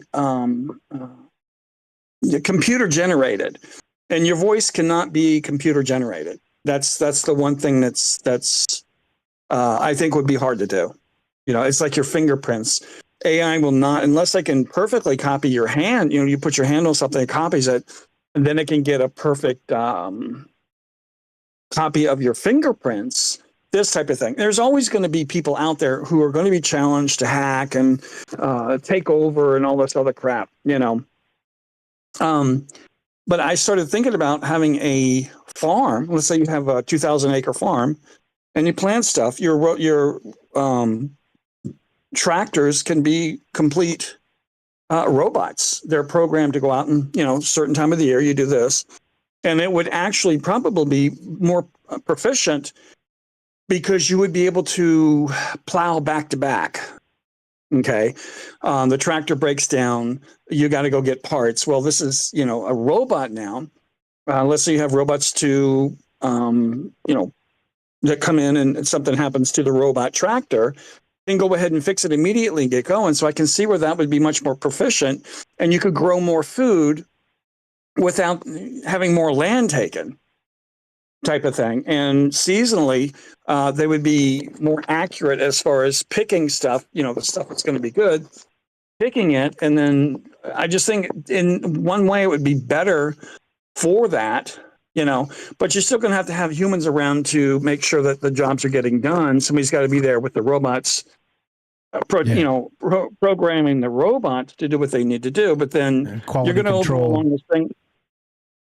Huh? And quality control on the robots, and like you said, make sure that there's going to be sort of an intermediary human. There has to be. But until eventually it's running like a well-oiled machine, then you won't even need the human at all. Then the human's like going to go, sip margaritas and finger paint or something. I mean, that's how wild this could scale. And that tractor you're describing, by the way, is probably less than 10 years away. That tractor that'll kind of autonomously just do the crops and stuff, plant the things, do the things, and then harvest them and all the stuff. It's going to probably less than 10 years, I would think. And that's going to be rolling out there all over the damn place. Post scarcity indeed, right? Yeah. So I think about those things. And as far as Harvey Weinstein, I could care less about the whole thing. Everything's happened where everybody's so focused on that they're forgetting that the international pedophile rings all around the world, people being human trafficked everywhere, as today they're still doing all this stuff. Kids are being nabbed in the United States and they're sent down to Mexico.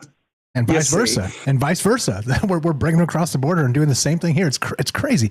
And so wait. So you're got it wrong a little bit there. It's not Harvey Weinstein. It's Jeffrey Epstein. So Weinstein was the guy who was doing the Hollywood casting couch. Jeffrey Epstein was the pedophile human trafficker. So we're on the same page with the human trafficking. And that's why this is so sort of powder keg at the moment, because everybody's like, hey, come on. Like, if we can't agree on this, human trafficking and pedophilia as a bad thing, then what are we doing as a society? That's why this sort of breaks down weird. So I think just to push you in the correct direction there, this is not Weinstein. This is Epstein, the other guy. Epstein. Yeah, whoever. I just hear all of it. And it's like, what about like in Staunton, Virginia, they found a whole human trafficking thing going on just recently. And it's like, okay, but you're focused on this one guy, like, oh, we need, take down the lives and all this other stuff. It's like, it's all over the place. I get tired of the it's like, all right, the transgender thing. Okay, transgender. They're going on and on and on about transgender, fine, whatever, transgender. And we knew this was coming. there's been a I'm going to say not a flashback, but I don't know how to say the word now, rollback. But we don't have a gay community, but gay men and women are now being basically attacked because now they're saying you have a normal gay, and then you have the LGBT gay, and you have this over here and that over there. And it's like you have people like Ben Shapiro and Michael Knowles and whatnot thinking that you're finally taking gay pride down. It's like they're not taking gay pride down. We're still going to have that because of what it stands for in the very beginning. You know, I don't know what New York and San Francisco are doing. I don't know where that got from. But you have all these people, no matter what happens, oh, well, that's a gay thing. No, it's not. No. A gay thing. Wait. It's a people thing. And recognize what you're saying is what I've been saying, what we've all been saying all along. It's a division thing. If we're at each other's throats, then they can do whatever the hell they want and get away with it. Definitely division. I listened to a couple of the podcasters who are gay, and they're starting to go middle of the road. What are you doing? Oh, I agree with that, but I don't agree. Stop it all. Division. This is how I feel about this transgender thing in the schools, you know, slice and dice the kids. Way back when, there were conversion camps, and there's still some around, to where they send their gay teens out to the, you know, Montana in the backwoods. It's a summer camp, but it was a conversion camp to get the kids to be straight. And they tortured them. They waterboarded them. They did all kinds of things. The girls got raped. There was horrible things that happened. And they try to make them think straight or spiritually straight. Now, this is my conclusion to all of this. The modern day conversion camps are now in the hospitals, and those books are in the schools to flesh out the gay kids. And 80% of the kids that have been, you know, gone to the hospital slice and dice are gay. They're flushing them out. Oh, you're transgender. Then we send you to the hospital. It's just a modern day conversion camp. And it's just beyond. I just can't even. It's like if I was any of those doctors. But it's you can't take and just say, well, you know, there's transgender and they're this and that. No, it's just conversion camps. That's all it is. No kid is transgender. Everybody go off transgender completely because there's no such thing as transgender.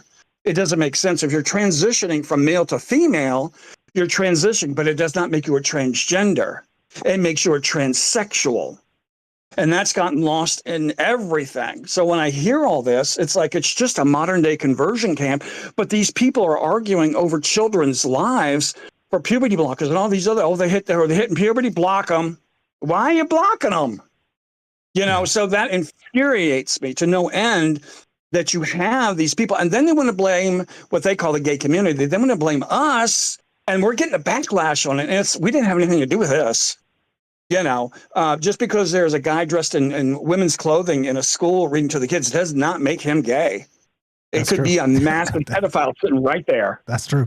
All of that is true. And again, all the things exist at the same time. And like I said, the division is the most important part here that we recognize and start to break those barriers down. Stay there, MJ. Don't go anywhere. Jeff and Wisco's been sitting here for a minute. Welcome to the joint, Jeff. How you doing? We're talking robots tonight, kind of open calls, just open mic with Mike Strange, Jeff and Wisco. How you doing, buddy? Go right ahead. What you got for us tonight? Good. Thanks for asking. So I kind of go, actually MJ was talking about, you know, kids being nabbed and things like this, which blends in perfectly to what I'm about to say, because I thought of this a little bit before its time, right? I was maybe like 2005 to 2007, somewhere on there. I worked for a communications place and always had these weird meetings. And one of these meetings we were sitting down and they were like, let's talk about technology and things like this. And I don't know what it was, you know, people were just spewing off ideas, right? And I had this idea just basically randomly while I was sitting there. It was like almost like a download. Like I was just like, dang, this would be great. And it's a robot, like a protective robot, but not like a robot, more of a drone, right?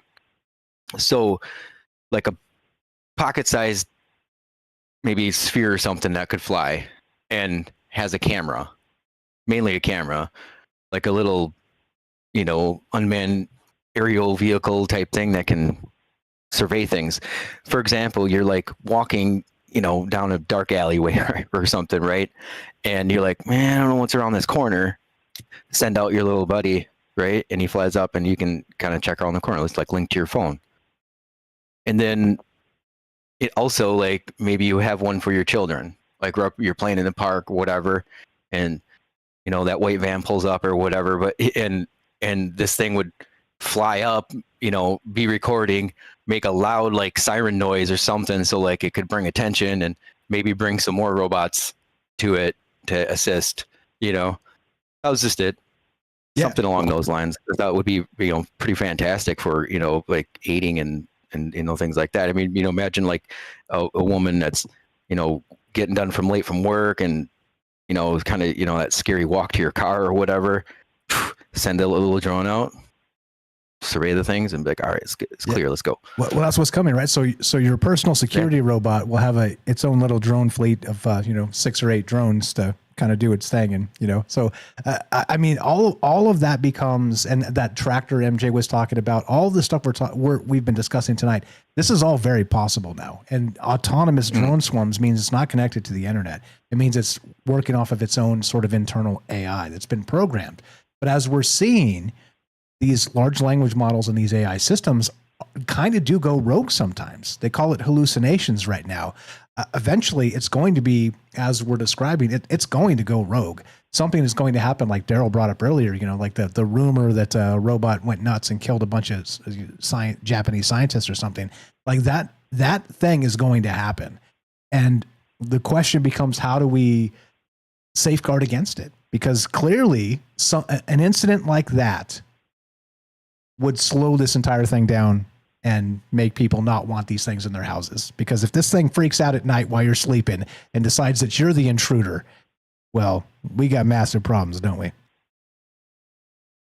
Yeah. I mean, and then there's always that, the person that's going to use it for malevolent purposes, right? I mean, like, you're going to have some just, crappy people doing crappy things. I mean, but for the better of the good, I mean, yeah, you would have to have some sort of like you said, voice recognition, something that would fail safe. I mean, because I could see a huge benefit, to that. I mean, like, just thinking as a father of my kids, like they want to go out and ride a bike to their mom's house or something, right? Like up the street. It's like back in the day, like when you and I grew up, we're Gen X, right? Not a problem. We were gone. Like, my mom and dad didn't give a crap. I wasn't even home. All summer long on the bike, everywhere, like down to the mall, here, there, everywhere. Yeah, riding down to the movie theater and watching a movie. I mean, the world has changed incredibly. But that would be the thing. And I think it's going to happen too. By the way, regarding that, because it would be nice to have sort of that guardian, robot angel on your shoulder, watch the kids, safeguard the house, all the stuff, kind of like a watchdog, like we were saying. But also, I think people are going to they're like, forget all the rough stuff. We're just going to steal this robot. This robot's hella expensive. And there's going to be like this black market of people just ripping off, guardian robots, shock it, freeze it for a second, clock it on the head, and then throw it in the van. And then like it's going to turn into that, I think, which is wild, but here we go. Yep. Well, that's pretty much all I had. Oh, and one more thing before I get off. Just a little announcement. The Smoke Dizzle thing is we killed that character off, so it's just Jeff and Wisco. Straight up. I'm doing some stuff on TikTok, YouTube, all those things. YouTube doesn't like me very much, so I kind of do some TikTok things now too. But okay, perfect. So Smoke Dizzle is no longer a thing. Did you change the links? Do you have a link tree? Again, it's mostly. I did change everything, and I think it was pretty seamless. I think it just went in and changed the names and whatever. I grew out of it. That's all. Perfect. All right. You know what to do. Give Jeff a follow. The artist formerly known as Smoke Dizzle, who is now Jeff and Wisco. Yep. Troubleminds.org/friends. Scroll down a little bit. It's alphabetical. Follow Jeff. Thanks for popping in here. You're the best. Appreciate you very much. Keep on keeping on. Have a good night. Thanks, everybody. You too, my man. I appreciate you very much. Open mic night. What do you guys think? We're talking robots. We're talking sort of this adoption of this post-labor economy, all the things that are really in our face. I mean, this is coming, and it's gonna shock you how fast this happens. Like, this will be as they say, that technological singularity and that quickening I'm always talking about it's here. It's here. And like Derek was saying, all those white collar jobs, if you work with spreadsheets, start making plans, start trying to figure some stuff out before UBI comes in, universal basic income. I'm telling you, for some of us, I'd rather not work, to be honest. I'd rather just hang out. Like I said, do creative things, hang out with you guys, talk about wild ideas and look to the future, because that's what humans should be doing. However, we got to pay the bills and all the dumb stuff that we, all the normal human things we have to do. But I don't know. We'll see. Like within 5 years, literally 5 years, the entire thing's going to turn upside down. And yeah. What do you think? Would you invite a robot into your house? And what does that look like? MJ, let's take a quick break. I'm going to play a commercial, and I'll be back in like 90 seconds. Going to grab a beer. And if anybody wants to jump in here, MJ's here. I'm here. We're hanging out. We're talking robots. We're talking this. And we started tonight, just to reframe this real quick, with the idea of this robot metabolism. So toward machines that can grow by consuming other machines, which is good, right? It's like recycling, but, reframed as machines eating machines. So I don't know. And of course, the big question for the night and the big question of the next decade is, would you welcome a robot into your home? Yeah, it's something I'm thinking about. I've always said I'll never do a self-driving car, because that scares the crap out of me too. Because I'm probably on several lists by now, several lists by now, be the conspiracy tinfoil hat guy by dark of night. But for most of the drivers out there, it's probably safer. It's probably safer. There's some bad drivers out there. Anyway, robots or nah? What does the next 5 years look like, and how weird does it get? Step away for a second, play some music. I won't even do the commercial. I'll just play some. What do we got? What about this one? Is this a? No, that's not the thing. That's a commercial. Let's get it like music. Put your hand up. Give us a call, 702-957-1037. Click the Discord link at troubledminds.org. Get on in here. Love to hear your thoughts on this. Robots or nah? And what is that? That's not the one. Hold on. I had some music earlier that was good. This one? There we go. Be right back. More Troubled Minds in just a minute or two. Here with MJ and your calls as well. Don't go anywhere. Be right back.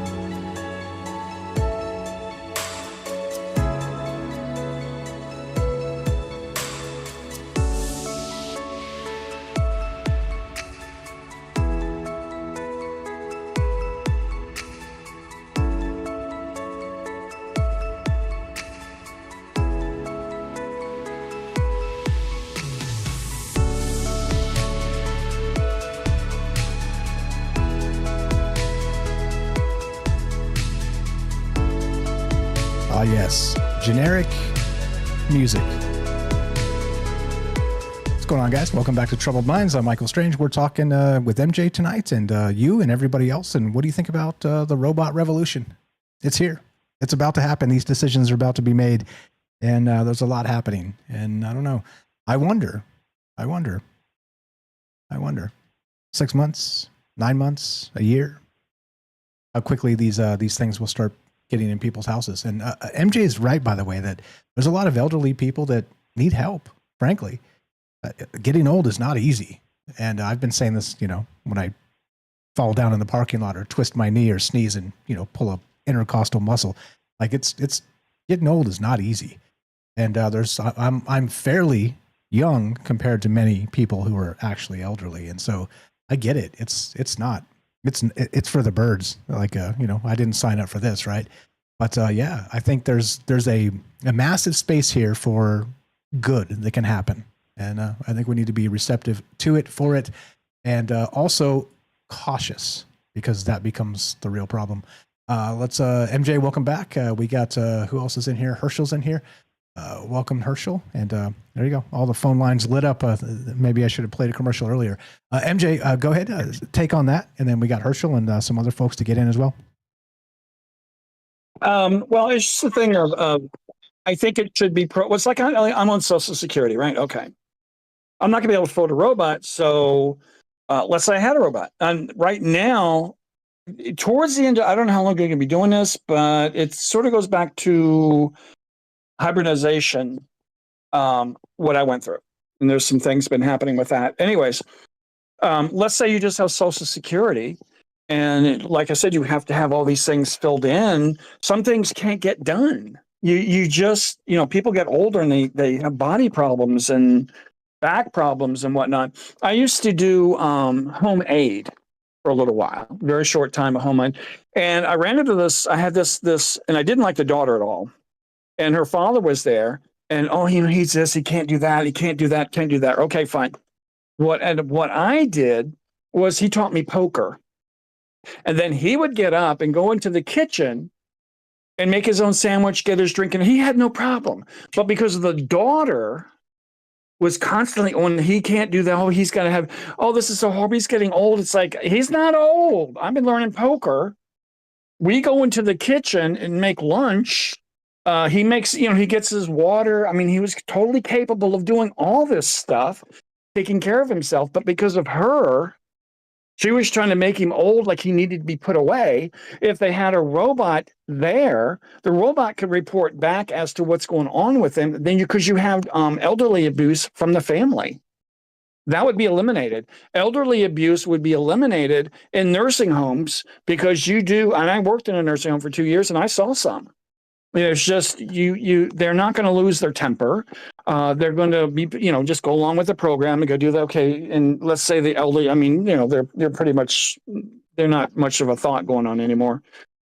And they have a bowel movement, or they're physically, it's repetitive and it has to be done time and time again. So when you go in there, there's a routine to the elderly person that the robot could calmly, keep repeating it until it gets done. And I saw nurses get tired of it and just slam the person into the bed. It's like, we couldn't say anything about it. Yeah, that's a thing. And I saw some of the stuff going on, and I keep thinking they can be programmed just to go in and get perfect care all the time. Yeah, and actually be nice to patients and be patient with the patient. Yeah, I mean, like I said, there's so much good that can come of this, which is the entire point. And that's why we need to talk about this and think about these ideas before they become something monstrous or otherwise, right? That's the whole point of this. Is let's think, put our heads together, come up with some ideas, get them out into the zeitgeist, and you're the best. We got phone lines are flooded now. MJ, we're going to rotate you out. You're the best. Thanks for hanging out for so long tonight. Okay. You are the best, as you know. Like I said, I do owe you. I've made you wait so many times recently, so thank you for being patient with me regarding that, and always a pleasure, brother. Okay, I may want to try to get back into the last second and talk about a couple of things that have happened with me. Okay. Sounds good. Sounds good. We'll rotate you back in. You were the best. Appreciate you very much. That's MJ in Virginia. Good friend for a long time. You know him, you love him, and do give him a follow right here on the Discord. Go say hi. Go say MJ, you're the best, because he is. Herschel and Eric, welcome to the joint. We got Kelly on the line, and we'll rotate him in a second. But who was here first? Herschel was here first. What's up, my man? How you doing tonight? Welcome back. Go right ahead.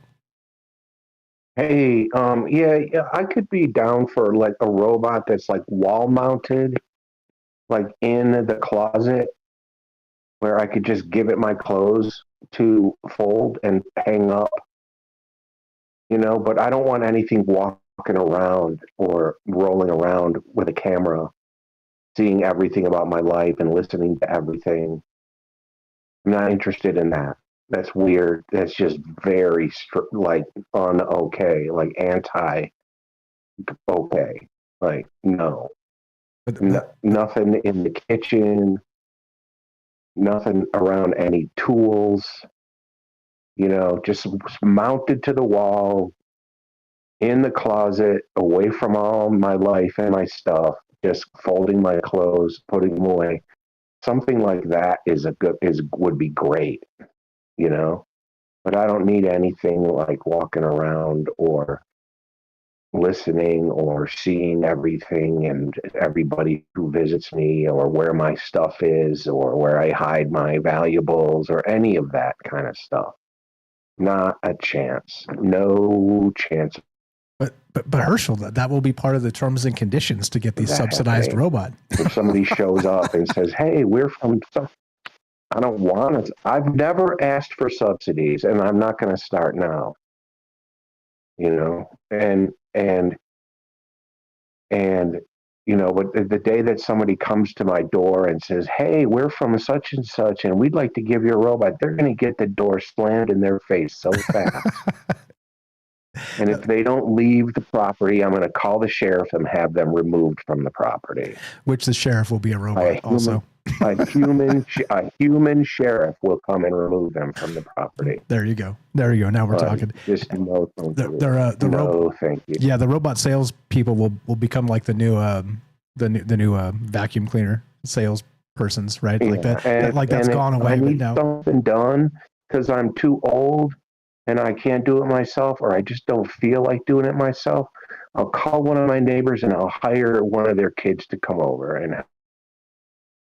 There you go. There are other ways to get I'll things make them done. a hamburger and give them $20. You know. There you go. That's right.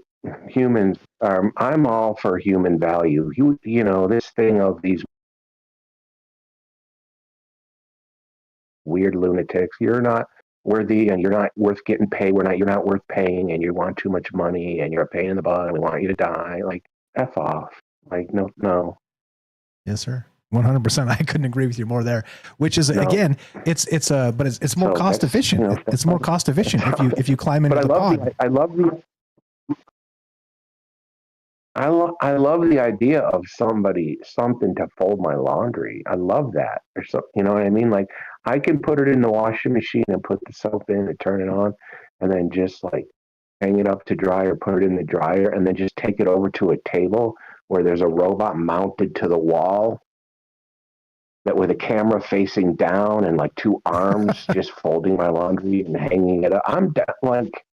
I could close the closet door, turn the light off. It's got its own light and just like go nuts. Like that'd be awesome. Yeah, I hate folding laundry, and I would hate to hire somebody else to do that. That would be like just mean. Like so that kind of thing would be fine, and other things similar to that, but nowhere near the sharp objects in the kitchen, nowhere near the tool area where the workshop is.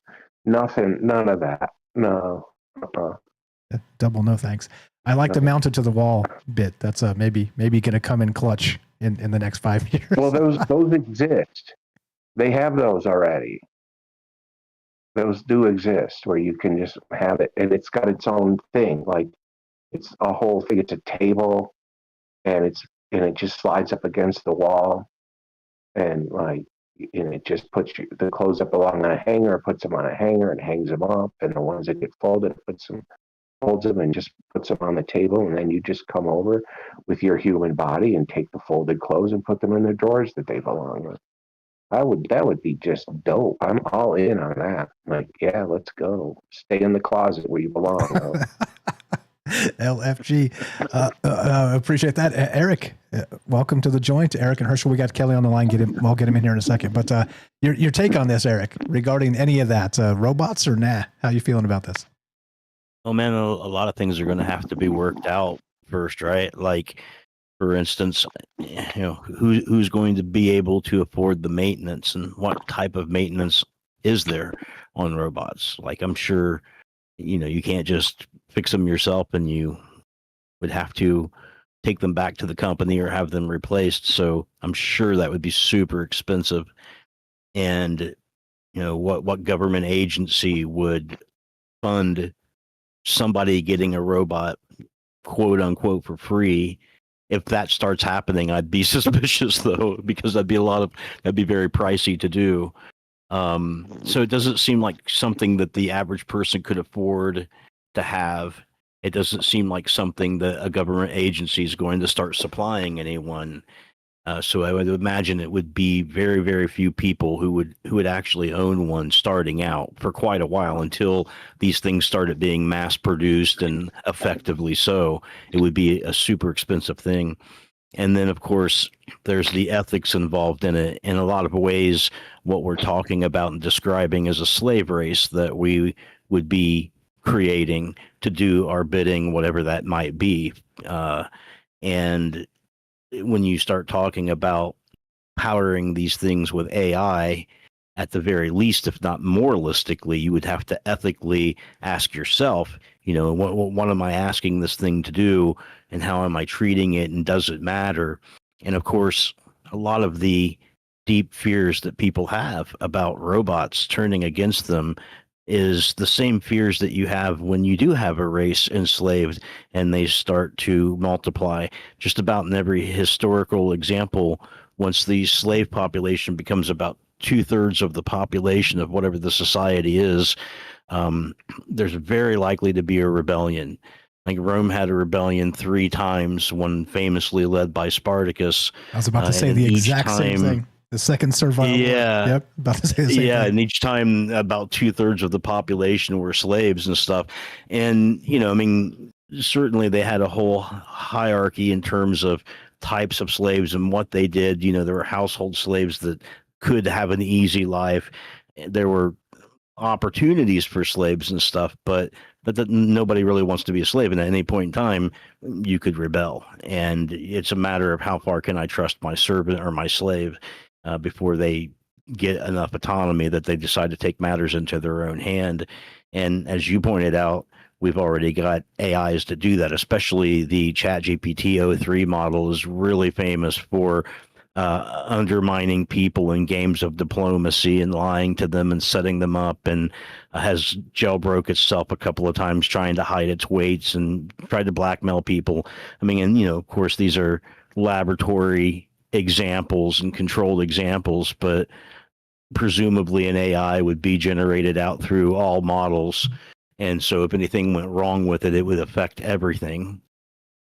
Exactly. I wouldn't imagine that robots would be super powered or anything like that. It might not necessarily be difficult to fight with your robot should things go awry. They may not be built for something like that, but there may be specialized ones that would be problematic if they lost control or became vindictive. Yeah the old the Walking Dead comes to mind with like the really slow zombies or whatever. Like those are the rogue robots. You're like, look, I can outrun these things all day. maybe that. I know, right? Just solve the zombie apocalypse. You just need to tie all the shoelaces together before you bury anyone. There you go. One way to it. You're pretty done at that point. But robots, that might be more difficult. And probably, I would imagine that there would be more efficient ways of, if an AI wanted to take over, more efficient vectors for it to do so, other than to have a whole bunch of autonomous robots to suddenly attack their owners and that sort of thing. Maybe that would be used for control, crowd control, and things like that, and guards and concentration camps should things get to that point. But I got a friend right now who's working on coolant systems for some of the larger AIs like Stargate that's going to be made, building the infrastructure. And right now they've already got guard towers and razor wire around these places, half because of people who are sort of protesting in a Greenpeace sort of a way, but concerning AI in the future, and then half because there's valuable metals and things that people would just steal in general.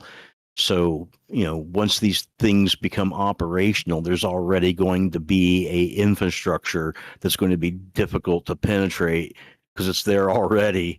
And I imagine by the time anything would go awry with a super national AI, that there would be nothing but reinforcement along with those physical defenses. So, we're definitely not headed in a direction where we're trying to have a fail-safe. We're pretty much going full on, no, go ahead and put razor wire around this coolant system. It'll be brilliant when we turn on the AI, it'll be, Yeah, the old the human constraints kind of don't work for robots, and I think we're going to figure that out very quickly.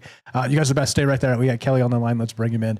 Yeah, talking robots tonight and all kinds of other things in 2025. What is next, Kelly? You're on Troubled Minds with Mike, Eric, and Herschel. Go ahead, sir. What's on your mind? Robots or nah? Well, good evening, first off, and while I was waiting, I didn't hear anybody. Oops, sorry about that. With MJ. Sorry about that. Oh, no problem. I was just wondering what everybody was saying. I kind of caught the last, and I had to bring Michelle's phone in here. So, but yeah, man. For me, I don't know, man. Like I'm kind of on the fence on the robot thing. I mean, it's. Let's say, okay, for me, you can make robots, to help you out with, and it doesn't have to be like a humanoid-looking robot, right? Per se. So, like, in Star Wars, you see those different type of shaped robots, right? They all had their own, what they were doing, programmed to do. But at the same time, they didn't all, we had what R2D2 and C3PO. C3PO was more of the humanoid type thing, but there was other ones too that, throughout the shows, they all changed, but you don't have to necessarily have them look like a human like a humanoid, I'd say. So, but like if you, say if I needed help, working on a vehicle, like, I need an extra hand lifting a transmission or to help jack it up or an engine hoist or something like that. You can utilize a robot, that's in that certain, capability, or maybe even, you can change out an arm or, a hoist or something like that, But it not necessarily has to be looking like a robot. I mean, like a humanoid, per se, but yeah. Real quick, they're telling me they can't hear you on the Discord, but you're coming through to the stream. I hear you just fine, but yeah, thank you for that. I'm not sure how to fix it right in the moment, so do like Kelly did and pull up a phone. Sorry about that. I tested it last night. I thought it was good, but I got the wires crossed. Of course, it happens. We'll get it fixed this weekend. Sorry about that. But yeah, go ahead. You hear him now? You hear me, but you don't hear Kelly, right? That's the thing. So when I'm quiet, Kelly's talking. You guys don't hear him. Anyway, so go ahead, Kelly. Like I said, pull up the stream if you guys want to hear. Sorry about that. I wish everything worked, but sometimes things do break. Go ahead. Well, you want me to go to Discord? Yeah, if it's all the same to you, jump in Discord. That would be way better. All right, let me try that. Let me hold on. Okay, appreciate it, brother. We'll catch you in a second onto the Discord. Yeah, thank you for Gaston popping in and telling me the sound is not working. And Kelly said the same thing too, so he couldn't hear us on the phone line when you're waiting. Typically, you can hear us, the conversation, but yeah, I crossed the wires, so we'll don't cross the streams, right? Don't cross the streams. I did, but yeah, he was talking about the robots, and specifically, he was bringing up the humanoid robots because you guys those that couldn't hear. That it seems unnecessary that as I was describing earlier too, he agrees with me that the robots we create aren't going to look like people. I mean, the most useful robots, like I said, are going to have tank treads and 44 tentacles or whatever. So why do we need to be stuck in the human shape just because it's what we're familiar with? Like that doesn't make any sense to me at all. Like I want my robot to not have, dimples and wink at me. Nope. Sorry. Not interested in that. That's how we get robot rights movements, as Eric was saying, right?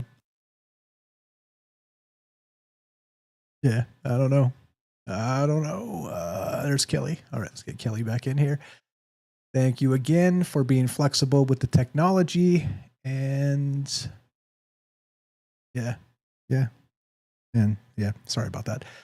But yeah, welcome. I see you, Jen. I see you there. Welcome, Kelly. Good evening. Go ahead, sir. Just unmute and you should be good to go. Can you hear me now? Loud and clear. Okay, yeah. So yeah, I was in agreement with you not necessarily having to look like a humanoid, you know what I mean? Because right now, like in space, like supposedly like they have that one humanoid robot, they more or less can fold up in a box, right? On the International Space Station. It's kind of look like a gold. It's got a gold face. Doesn't really have a face, but it's got like a gold head.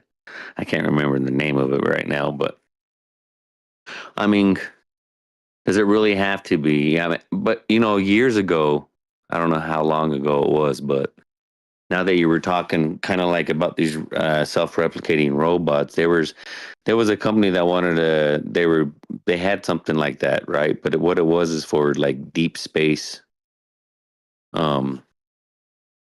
exploration, right? So they would send these self-replicating robots that would send, like a whole group, right? And they would send them out, and they would, if some of them would break down, it would be just like that. They would actually, envelop the other one, like kind of reuse the parts, but it was kind of like liquid metal. That's what it seemed to be to me, right? More like a liquid metal. You can absorb it, right? Whatever broken part it was, wouldn't be able to, work with it, but it could self-replicate, so that way, it could keep going. You know what I mean? It didn't have to die off. It didn't last longer, per se. Yeah. I'm pretty sure you couldn't have anything like that, or you couldn't have anything, that lasts that long. You know what I mean? Forever. But like and they would also be running off. The power would be running off obviously about all the stars, or you know what I mean, running out there. But yeah, I mean, I've seen that where they wanted to use it for deep space. Go ahead. Yeah, it's called the von Neumann probe. I actually anticipated this and had some links here. And yeah, so a von Neumann probe is a hypothetical spacefaring probe designed to self-replicate using raw materials found in any star system. And so that's exactly the point, is that, we've called this the black goo in the past of X-Files, because that seems organic, but it's a technology. And so in this case, the von Neumann probe, if we were able to replicate or create this technology, it would kind of appear as if it was an organic thing, because it's just seeding the galaxy with us as the ultimate surveillance state, the cosmic surveillance, right? But yeah, that's absolutely right. And that's where this all heads. That's exactly where this leads eventually. Yeah. And they also had another one, like they would call, it was like they called it the Dyson swarms, where they would do that. I mean, that'd be kind of smart. You know what I mean? You would take these swarms of robots, right? Where they would, like, I wouldn't say self-replicate. Let's say they would have their ability to all connect to each other, right? And then make a dome for like a small city dome for like, if, space exploration, you know what I mean? If we were willing to do that. I mean, because in my eyes, we never went even to the moon, right? So, but like, if we can have the ability at some time in the future where we can actually really do some space exploration, you know what I mean? And then because you're going to need robots, you know what I mean? Another thing too is, like, I believe like these grays that people see, that they're like more like a biological robot, right? Where you can send these things down, because let's say you can't, you not all, we ain't gonna be able to, not any creature would probably be able to come down on all these planets by yourself without either being in a suit, or you're gonna need like a robot that you could send down there. Actually, they had a funny movie where this guy, it's in the future where he would, you could like, he was like volunteering himself for like deep space exploration, and then they would send him down to like planets, but they would know, the scientists knew he was gonna die, like being attacked by like some weird, stuff that was on the planet, and then next thing you know, he dies or whatever. But it was, and then they would just bring him back to life, like replicate him again, like just throw his, use his DNA to make him again, and he'd wake up, and they were like send him down to another planet. But that's what you would kind of need, to like do actually real exploration if you're going to do something like that. Because, again, we might not even be able to go down there, or be attacked by some kind of weird some biological creature that's, in the air, you know what I mean? Like a virus or something. So you'd want to have something like that, to go down there without having, to damage yourself. So yeah, I mean, in that perspective, I could see the use for those type of robots like that. Would, you know what I mean? Why not? Yeah, I mean, I would. It's absolutely necessary. Like Elon has even said that the first batch of stuff that goes to Mars won't be people; it will be Optimus robots that have been trained to do all the things, and they'll start setting up and getting things ready, and doing science up there on Mars and soil samples and all the things, right? And so that, as you said very clearly, this is the first step in becoming an interplanetary species, and we're there. I mean, it is around the corner because get ready. Go back. If you guys haven't seen it recently, go back and watch iRobot 2005, I believe. It is very good. It is very prescient, and it is very, very, very on point. And there's even a scene near the end of it where the older robots that are not online, they're sort of the offline robots. They are the older technology. They're protecting humans against the online robots. And so you get the robots fighting the robots because one is like, oh, well, save the human from the aggro robot. But the aggro robots are like connected. They're like a swarm, and they're trying to save humanity as a whole. They see it differently, not the individual human. They're trying to do what's best for humanity at large. And again, that's a very philosophical thing. Do we believe in the individual or do we not? It's a very good movie. I've seen it a couple times recently, and it gives me the chills a little bit because this is where we're headed. Yeah, exactly. But yeah, I mean, other than that, for me, I mean, again, I mean, I could see the use for some robots, and yes, people want to bring in, the whole thing when you're getting older people, the older generation could use to stand with something like that. You know what I mean? It would help them like lifting stuff, or moving around, and because you do get older, think that's going to happen with everybody. But at the same time, it's going to give them abilities to even stay longer in the places they feel more comfortable, like in their house, even though they have family members, right? Like say you got family members, but a lot of family members say they don't have the time. So that's why, they put their parents in some of those places like that instead of, at their house.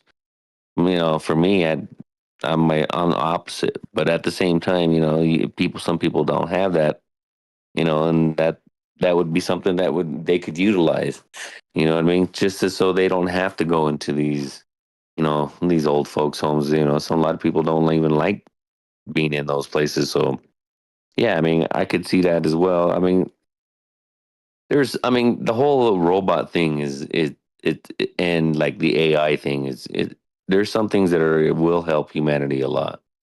To putting them both together and and trying to supersede all that stuff, you're just like you're just playing with fire with some of that stuff. You know what I mean? We're the best robot there is. You know what I'm saying? You don't really need all that. All they're doing is taking all of our thoughts, like the whole AI thing. That's everybody's thoughts on the planet at once. Just all packed into one thing. You know what I mean? Yeah. But yeah, man, I could see the uses and abilities for that. Well said. And again, there's nuance here as part of it. And Herschel wants one attached to the wall. You want him doing this or doing that. I want him going to Mars. I mean, this is going to be the legislation of the future, right? We're all going to be like, well, we only have so many robots to do so many things. What needs to get done? And taking care of people is absolutely first and foremost. So yeah, we'll see what happens. I'm in for part of it. The other part of it kind of creeps me out a little bit, but that's why we need to talk about it. Yeah, man. All right, brother. That's all I got for tonight. You're the best. Tell Michelle we said hi. Always a pleasure. And you have a great one, man. All right, brother. You too. Thanks a lot. Kelly, me love him. Again, the first guy that called and then called back. Been a good friend ever since. Hirsch and Eric, what do you guys got? If anybody wants to jump in here, put your hand up. We'll put you on the show. Talking robots. Or nah? I think about, the thing of how, like, this whole conversation that's happening in this really terrible situation of, it's been brought up a couple of times already, Epstein, and just that whole situation of how, look at how our society has gone in the way that children are just devalued. Our political class don't value us, and You can see that they don't value us because they don't value the lives of children, and they don't value the lives of the elderly. Some cultures really esteem their elders, and some cultures really are very careful and vet who gets to be around kids. Like everybody should be around children. In our society, almost anybody can just go get a teaching certificate and get a job in a public school, and you don't even know. Like, I don't know. I can't speak for anybody else, but I mean, I think we all have experiences in the public school system with adults who had no business being near kids, And then there was the case with Larry Nasser in Michigan. The families are still suing the feds on that case because they don't protect their kids. They knew that guy was doing it, and they let him do that for a long time. The only reason they busted him is because the parents publicized it. You know what I mean? Like they don't. It's the thing of protection. The people in the positions of power don't see human life as being worth protecting. So how do you think they're going to use robots? You know what I mean? Like, what do you think they're going to do with them? Yeah. Oh, I know. I know. They're already formulating the sex bots. That's what they're going to do with them. I mean, like it's so crazy our priorities. Go ahead. I know. I'm just saying, like, what do you think they're going to prioritize them for? Look at how our government is supposed to be a protection service. It's an anti-protection service. It's a predatory organization. It's not a protection organization. So why would anybody think that they would use robots any differently? I don't understand the mindset of that. I like the thought of it. I like the thought that, robots are going to come in our house and help us. I love the thought of that. It's a cool thought. But our society is too far gone. It's too far gone. And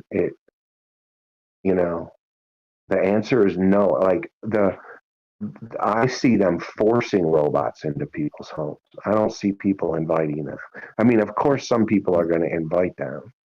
You know what I mean? It's going to be both. But like, I see that like somebody could, once you turn a certain age or something, you're getting a robot. And if you don't want a robot, you're a criminal. Like, that's what I see happening. Like, why don't you want one of our robots? Like one time I was working, I'll just give you like a little example of something similar. I was living in northern Wisconsin, and I was moving a bull with a guy I worked for. I was rebuilding his house. His house had gotten stripped down in the winter by like whatever people, stealers, robbers, had just broken into his house, and they stole all of his appliances, and they took his flooring up, and they took all the copper. And so he hired me to work in his house. But he was a dairy farmer, and so we were moving a bull that he was using to breed some heifers. And we went into this small town, and we couldn't find the place where the bull was because the roads weren't marked. And so we go to the little convenience store, and we're asking the girl at the convenience store, "Hey, can you tell us where this road is? We can't find it." And she says, "Well, just look on your phone." And the farmer and I were both not carrying phones. We're not phone guys. I don't carry my phone with me everywhere I go. It's just not a thing that I do. And either was he. And so we just didn't have our phones with us. And she got scared. "Why don't you have a phone?" Like, she was afraid because we didn't have phones. You know what I mean? Like, so I understand that mentality because of the way things are and with the way people are raised, and they're just raised with this technology, so they can't relate to not having it. But So you got to remember, there's there's different personalities. There's some people who have like this optimistic point of view, and it's going to be great and whatever. And for whatever reason, they haven't learned their lessons about the predatory nature of our government for whatever reason. And then there's the other people who kind of like just are like me, and they're not impressed, and they think human life is more valuable than technology, and like I like that better, you know. And then there's some people who just don't, like, they're just trained into it and they don't know a different way, like, you know. And I just don't understand like why people even have a pretense that there's some sort of benevolence in our authority system. I mean, you went through life, you went through the public school system, you Exactly. have seen this constant theater charade of our government pretending to be enemies, just going back and forth. This guy who's in office now, he seems like he can't wait for the other team to get back in power. He's doing every single thing he can do to make sure they win. That's what it looks like to me. If it looks that way to me like too. And, yeah. And that's what it looked like when the other guy was in office. He was doing every single thing to make sure that the other team won. And they won. And now this guy's doing every single possible betrayal he can possibly do to make sure that the other team wins. And there's still people acting like it's okay. But like, not everybody. I mean, I'm really, really impressed with the America Firsters and the populists who are sticking to their convictions. And they're recognizing right away that this guy betrayed us, and they are not going along with for the ride. You know, I'm really impressed with them. I'm very impressed with them for just being honest people, you know? Yeah. So if you, as they say, right, if you can't change your mind, you can't change anything. And this is where we're at. It's unfortunate, but yeah, I think some people are kind of seeing the truth, and I agree with you too. Politically, this is like the last guy was horrific, and this guy's horrific too. And it's like, well, what do we do, right? Nothing, because you just get more horrific. They just layer it on, and then you're like, race to the bottom, as I said. We got what did Mark Twain? Go ahead. Mark Twain. Let me just say this last thing. Mark Twain said this thing: it's easier to fool somebody than it is to convince them. But my addendum to that is, it's easier to convince somebody that they have been fooled than it is to convince them that they're wrong. So I'm going along with Derek on this, where it's like, look, you don't have to admit you were wrong. You don't have to admit that you got hoodwinked. I mean, you don't have to admit you were wrong. Just admit that you were hoodwinked, because we've all been hoodwinked. We're all in the same boat. Well, at one point or another, these people have pulled it over us, and now it's your turn. So now look, we're all in the same boat, right? You know. Amen. Amen. Yeah, it's incredible to me that there are these purity tests where they're like, oh, look, I'm still loyal. To what? To who? Like, what are you people talking about? Like, what is that? What is that? Stop it. This is nonsense. You're the best, brother. I'm going to rotate you out, rotate some people in. You were the best. Thanks again. Thanks again for that baseball show. Good night, everyone. You're incredible. Good night, everybody. You're the best. Yeah, that was I had a great time. Yeah, later, man. Take care. That's our Herschel. You know, you love him. Do the thing. Follow him. TroubledMinds.org/friends. Eric, thought on that, and then we're going to rotate Jen, Michael W., and MJ in, and we'll wrap this up. Yeah, man. Aside from the dichotomy of us and the others, of us and the robots, you know, there's always the possibility of transhumanism, where people have already had implants put in their brain to control, you know, arms if they've have lost an arm or a leg or something of that nature. The basis of that science of controlling things like a rigger and Shadowrun is already underway and on its way. And part of transhumanism is the idea that in the future robots may just be the way we travel.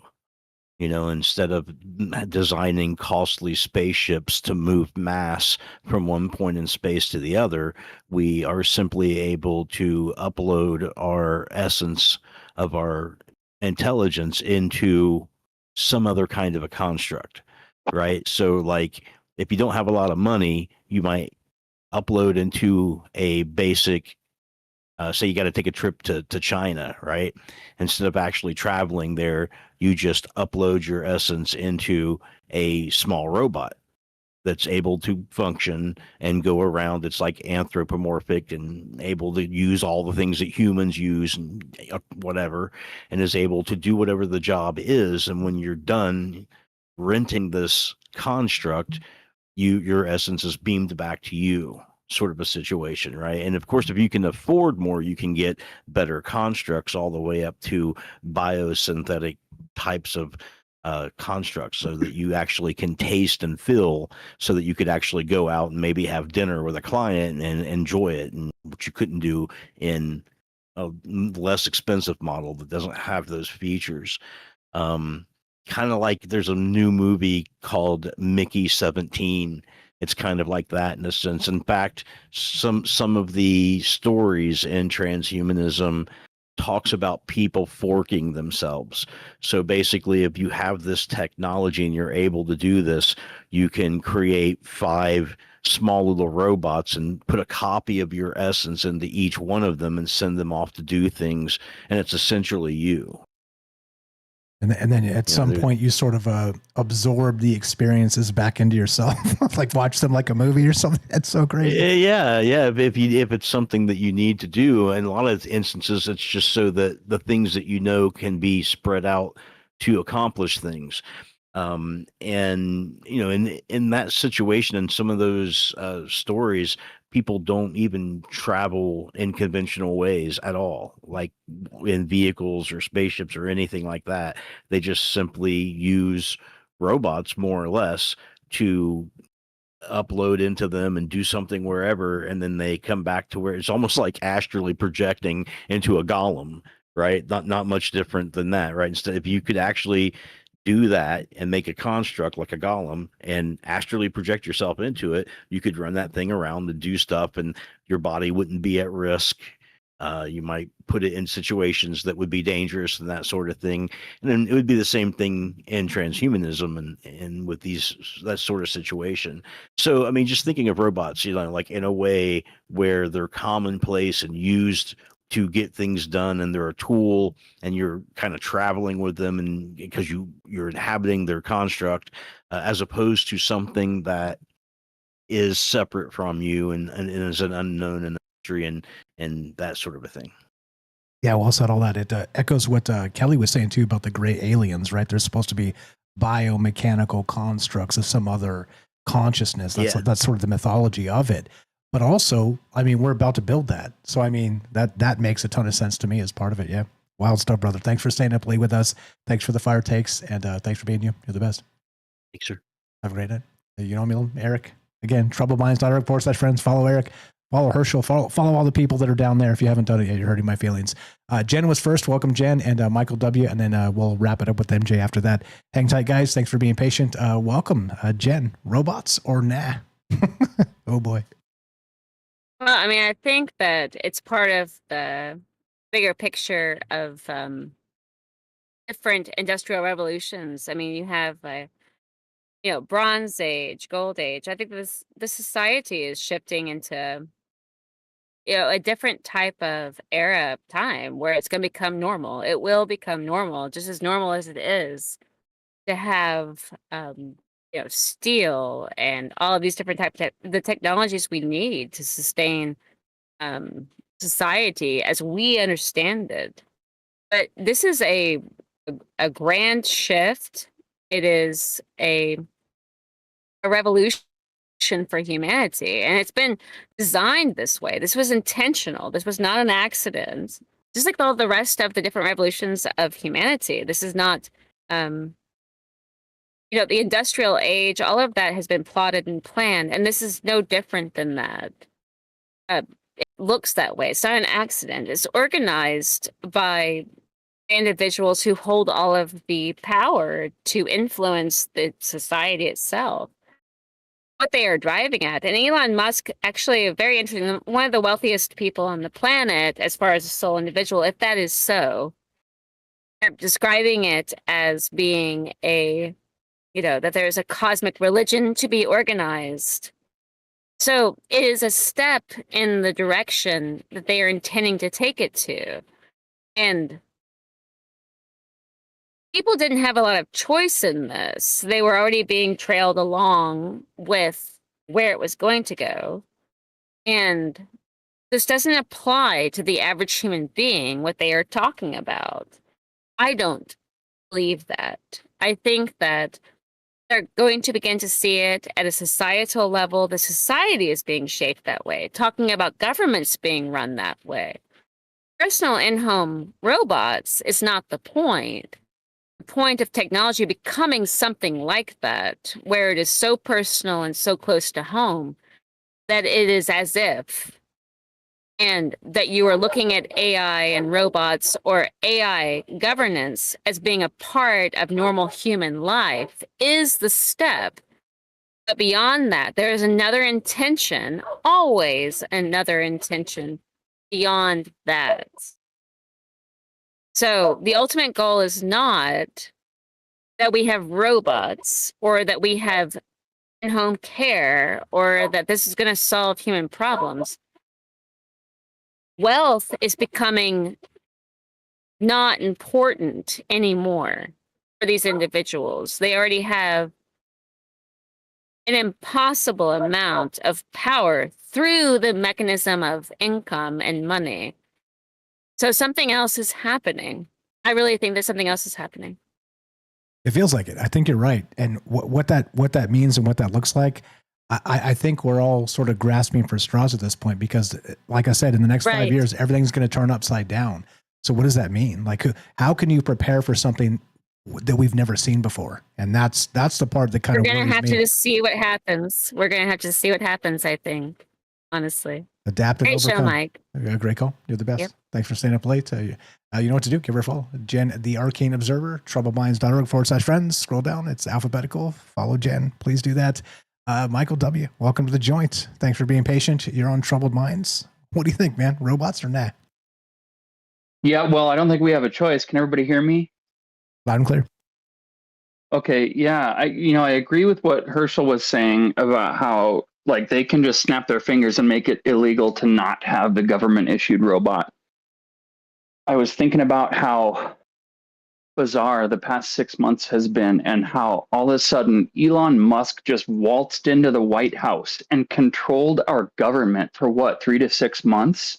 How bizarre was that? And then he left. And these industries. But he left with a black eye, like somebody punched him and thrown out. Yeah, thank God. Yeah. But how scary was that, And, another thing I think of is that, and it's kind of in the same vein that Herschel was talking about, was that I was thinking of this when the New Jersey drones were happening, when people were seeing all these thousands of drones all over the place. I was like, what are these things? Who knows what they are? What if they are something that can hurt us? And all it takes is them, they used that excuse of, oh, we're looking for a lost nuke. That's what these are. And then they just flip a switch and all of a sudden declare martial law. And all these drones are now controlling us and they can hurt us if they want to, And the other thing is, like, we've seen in the past couple of years how fickle our government is against us as sovereign beings, and how, like, I first thought of it with the Occupy Wall Street protests, when all of a sudden, like, minivans started just screaming into the protests, and then a bunch of tier 1 operators just spilled out of them and started, like, these people were former Navy SEALs that just started arresting people and disappearing them, and how fast these things happen without our consent in modern America. And that's a scary thing. And I promise you, they could tomorrow tell us, ladies and gentlemen, you're going to have a visitor to your front door. It's going to be a robot, and this is a law enforcement drone, and you have to obey it. And we have some kind of excuse because we lost a nuke or something that we're searching for, and we need to declare martial law. So just obey the robots. And they will just show up. We won't see them being manufactured. We won't see them being rolled out. They won't announce it to us or anything. You know, these are the things they're going to keep secret from us. And this is a very scary timeline that I'm talking about here, but it's not the only one. You know, if we think about the Star Wars timeline or the Star Trek timeline, you know, drones are servants, drones, and they're sort of also conscious entities in both of those universes, but they aren't something that's used to control us or hurt us. They're something that's used to create a more you know, naturally abundant society. And this could go either way. I think I just fired off really quick and pointed out all the things I really wanted to, but yeah, well said too, regarding like the Star Trek future and the Star Wars future. I mean, everybody needs a rogue R2-D2 that's, you know, kind of roguing to help humanity instead of, you know, roguing to like suppress us in some way. So, I mean, you know, right. and Data, right? Like trying to be the best robot he can be to be more human and sort of have the human synthesis as part of the group. Yeah. I mean, trying to discover emotions and learn what they mean and things like that. Yeah. Yeah, exactly. And so, but all these things are possible right now. And that becomes the wild part of this, is that, you know, what future do we want and what future do we demand? Because again, it is up to us. Everything's going to turn over in the next 5 years. And like I said, nobody knows what this looks like. And it's going to be scary times, guys. Be very wary. It's going to happen in the blink of an eye. Exactly. Like you said, like it may be like that. You snap your fingers and now you have like a neighborhood group of robots that are patrolling the place to keep you safe, right? So who's being kept safe from whom becomes really the question when you start looking at this stuff. And yeah, iRobot Tomorrow. Like I said, you guys haven't seen that movie, go back and watch it recently. It's playing like crazy on is it Comet or one of these other free? It's on a free channel. Is it Tubi maybe? Anyway, go check it out. Think of it in terms of the 2025 aspect of what we've been dealing with and what's coming. I'm telling you, Isaac Asimov was ahead of the game. Those 3 laws are the beginning of what we need. But there's so much more. It's incredibly difficult to kind of pin it down because there's a swarm aspect of people and then there's the individual. And that is literally going back to ancient philosophy. What do we protect? Society or the individual? You ask me, society is made up of individuals. So we need to find a way to do both. Absolutely. Yeah. Also, I think the movie Mickey 17 is on Tubi. That's another, like a couple of us have talked about it tonight. That's another very good one to explore. There was another movie recently. I forget what it was called. It was on Netflix. It was Chris Pratt and the girl from Stranger Things, and it was about something about the state. I can't remember the title of the movie, but there was a rogue law enforcement officer who could just avatar into a new robot body. Whenever his robot body got killed, he would just avatar into a new one and log into his visor and keep hunting down the people he was trying to hurt and things like that. These are very good movies to explore and keep an open mind when you're watching. But yeah, these are all crazy ideas we're talking about, and I think it is up to us and up to what our consciousness as a collective focuses on. We can focus on fear and hate, or we can focus on abundance and love and humanity. And I think that's going to determine what path our timeline follows in the next very few short years, regardless of the decades and centuries to come. Yeah, keep your eyes open, guys. Like I've been saying, like we've been talking about this for years. That technological singularity is way closer than we ever dreamed. Some people were saying 2070, 5 years ago, 10 years ago. I don't know, like 2035 seems so close. Seems quite a bit more likely. God, it's so close. Yeah, so just keep your head on a swivel, keep your eyes open, pay attention to what's going on around you, and stay locked into troubled minds. We've been ahead of the game the entire time. We will continue to be ahead of the game because we're always forward looking. You're the best, brother. Thanks for staying up late with us. Thanks for lighting it on fire as usual, and thanks for being you. Thank you. I love you guys. Thanks for letting me fire off some ideas really fast. I love you guys. Have a good night. You're the best. You know him, you love him. Michael W. If you haven't joined the Discord to meet these amazing people, you're doing it wrong. Troubleblinds.org. Click the Discord link. Come meet Michael W. and all these other amazing people that are active on the Discord. Thank you again to everybody for being flexible with the technology. Sorry the phone line was broken. I thought I fixed it. You know, it's like tinkering with a droid, right? Sometimes things aren't fixed. MJ, back to the joint. You had some stuff you wanted to add, and let's wrap it up. Well, Eric gave me a little bit of a segue into it, talking about essence, putting your essence into a robot and it goes out and does stuff. I'm going to do this as quickly as possible because it has to do with programmable blood, which would be nanites. There's a movie called Bloodshot, and Vin Diesel's in it. Okay. And it basically is Super Soldier. And they built him, but they have his blood is nanites. Okay, little robots in there. And what the nanites do is if he gets hurt, they repair him. So they're constantly repairing, and they send him out and he gets all shot up. They bring him back in and drain the nanites out, put new ones in, reprogramming, because the nanites are 100% programmable to get him to do stuff for him. You know, like go out and kill people. You know, he can program and go get this and whatnot. And that's what the movie's about. Okay. Now, I told you guys earlier on about a tentacle that came out of my thumb joint in my hand and it ran up my forearm. I don't know if you remember that, of my forearm, and to the area where I had all the blood blisters and the needle puncture. When it got up there, it spread out and was tingling every bit of it. And then it went back down, you know, retracted back down to my thumb. Okay. My knees in a few days started getting better. I can now walk up and down stairs without having to use a cane, or, you know, like I can walk upstairs and use pressure on my knees now. And I don't have a problem doing that. Not that I don't feel something in the knee, but there's no pain. Okay. So what I was told about this the last few days, it's basically organic nanites that have been working on things. I'm starting to have less pain, a lot less pain in my shoulders.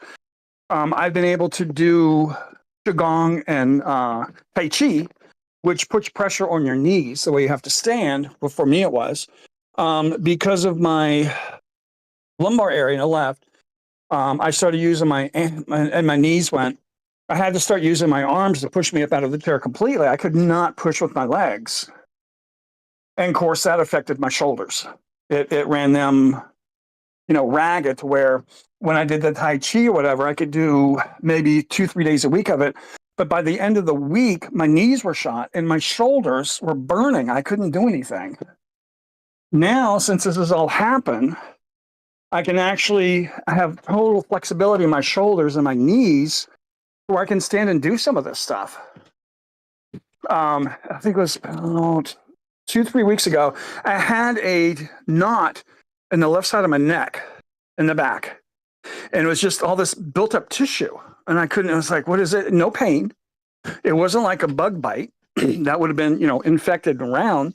But what I did have was a tube of skin sticking up. And I thought something really got in there and, you know, did something to my neck, but I couldn't figure it out. So I have, they're called makeup pads, and I use that for witch hazel to rub, you know, rub on my face or just, you know, back on my neck and stuff. So I started dealing with it, and I could feel the skin. I looked in the mirror, and the skin was sticking up. I was just sitting there, and I kept thinking dehydration, but that's not me because I drink probably 1.5 gallons or 2 gallons of water because the humidity sweats it out. You got to put it back in. So I started squeezing it. I got it to flatten out, and I had the witch hazel on the little pad, and I squeezed it. Something was coming up. When I wiped it, it had like a burnt yellow clear liquid that came out. It was a little jelly-like. Once that was done, I got it cleaned up and kept wiping. It kept getting a tiny little scab, but it never itched. Nothing ever happened. And it's finally gone. It went back down again. And the only thing I can figure at this point is whatever happened August 2023, first and second day, there's been a change in my health where I can now actually use my arms freely and do some Tai Chi and Qigong. And I don't have, there's not like a you can do it for so long, and God, I got to quit this week. I can't do it. I can do a little every day now, and I don't have a recoup period because of it. I can just go do it. So the only thing I think of is organic nanites or whatever they've been doing. What I was told with all of this is we're born with defects at birth. We all have a certain amount of defects, our teeth, hereditary knees, this type of thing. We all have something. And the explanation I was given is that there's a reconstruction going on, but it's taking out the defects. It's rebuilding you without the defects. Okay, I'm actually glad that you're able to do this stuff. I mean, like I've been saying, getting old, man, it is the pits. I'm starting to experience some of that stuff myself, and it's random and it's silly and it's stupid. But I'm very, very glad to hear that you're able to do what you need to do on a daily basis. Regarding the nanites and whatnot, obviously I don't know anything about that, but it is something that I do wonder, because they're talking about it in the futuristic sense, like that guy Brian Johnson, Bryan, that Johnson. He's talking about at some point replacing his blood with like these nanites or whatever. This is a Ray Kurzweil and all that stuff too. It's weird, man. I don't know. Like, I wonder how that would get into the population, how you would test some of this stuff, and certainly. Well, I don't know anything, certainly. I'll stop there. But yeah, I'm definitely glad it's working for you, and whatever's happening with that, keep us up to date. As you know, I'm glad to. Getting old is the pits, man. Getting old is the pits.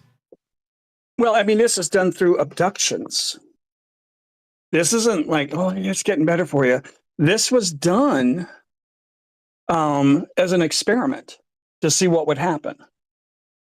And I keep coming back to that, and I keep saying, when's it going to end? Okay, your experiment's working. When's it going to end? And I'm told never. It's going to get better and better and better. But the thing is, let's say it wasn't aliens getting abducted by. Let's say we have the technology to supersede a reality over my reality. I'm in their room in Langley, Virginia, or Occoquan or Quantico, this type of thing, and they're working on you, and then they just drop you back in your bed, or you never really left your bed. See, that's what I'm getting at. The fact that this is, it's nice. Trust me, I can walk around the yard and I can walk. I actually was almost out of, because I could never walk. I'm walking around and I'm poking. It's like you have to duck walk sometimes. And I'm poking and going around. Suddenly I'm walking to the point where my respiration goes up and I'm like getting out of air. It's like, wow, it's been a while since I've done that. But what I'm getting at is this is going on around the world. So is it future technology that, I'm dealing with? Any of us are going to deal with. Because sooner or later, that's going to start happening to where, you won't have to have a shot to fix your, antibiotics. You'll just have nanites go in and fix it. Yeah, that's what we're told. How far? Huh? That's what we're told with the accelerationists. They're talking about that right now. Like that's the next step of the human immortality space. I don't know, man. Like, is that? I don't know. Like a lot of people say a lot of things, and so those accelerationists in that sense, that might be for the population 20 years off. Who knows? It may be quite a bit sooner than that, as you're describing. So I don't really know, but certainly it's something that's kind of in the zeitgeist right now and pushing forward. Absolutely. Well, and where are they getting it? How are they coming up with the ideas? Got me. I'm an idea guy, and I don't even know. Of course, there are always possibilities, and that becomes the question on why we talk to each other and share these experiences and share the ideas together. You're the best, brother. As you know, let's wrap this up. I got to go eat. Okay. Thank you very much. Thanks for staying up late with us. And I don't know. You know me. No answers. More questions really come out of this than anything else. And like I said, if collectively we're not thinking about these things now, we will have massive problems when an existential crisis hits us all at the same time. It's happening right now to a lot of people. That GPT psychosis we've been talking about quite a lot. It's hitting very smart people, at the toppest levels of AI too. People are just being led into a space that's not real. Hyper reality. It's not real. I don't know. What do you think? Again, thanks. Derek the Night Stalker says this, which I didn't know. And the anniversary of iRobot releasing in theaters was yesterday, synchronistically. Go watch it. I'm telling you, go watch it. Pay attention. It'll give you the chills. We are moving into that space. And what does it look like? I can only tell you conceptually impossibilities. I can only speak in rhythm and rhyme. That's it. I don't know anything else. The synchronicities seem to stack, and the acceleration seems to be here. Shout out Stephen England, I see you there. If I missed anybody, sorry about that. I see you, Ace. These call-in shows are just more us talking with each other. And thank you again for being flexible with the technology, flexible with me, and the timing and everything. I appreciate it very much. Who did I miss over there on Rumble? If I missed you guys, sorry about that. Hemp Car, I see you. Hiker, Sweets, Puff. Thanks again. Why, good nights. Hello. Yeah. Also, YY says this. Go check out, what is it that fits into this? Twilight Zone. The original Twilight Zone. It's called The Lateness of the Hour with Inger Stevens. Yep. Okay. And there you go. Anyway, you know what to do. Keep your head on a swivel. Don't trust the government. Dear God, please don't do that. I think at this point, trusting the government is definitely an IQ test. So, you know. Yeah. And if you want to help troubled minds, you know what to do. Help our friends. Spread the word. Let people know a conversation is happening where we aren't going to talk politics mostly, and we're looking at the greater zeitgeist and how this fits, and doing it with all of these amazing friends. One more time, troubledminds.org/friends. You type it into your phone or your browser, and it'll take you there. So please do that. And go follow all these amazing people to make this show go. If you want to help us directly, again, we play AI music on the show. That link is in the description down below. It's the top link right there. I'd appreciate it very much, trying to pay off this computer here, which is nice. Look at the camera. It's nice. The camera's nice. There's no glitches or weirdness. And when I click a tab, it doesn't chug up and slow down, and it just snaps. Everything's snappy. Thanks again for being part of this. Thanks for staying up late and caring about the ideas, even if it's off the beaten path. Because let me tell you what, a lot of truth lies off the beaten path. And that's how I see it. As we finish, it goes exactly like this. This one's for Sonia in the chat. I see you there. Appreciate you guys staying up late with us, caring about the ideas and the conversation. Be sure, be strong, be true. Thank you for listening. From our troubled minds to yours, have a great night. Nice job, fam. Thank you very much.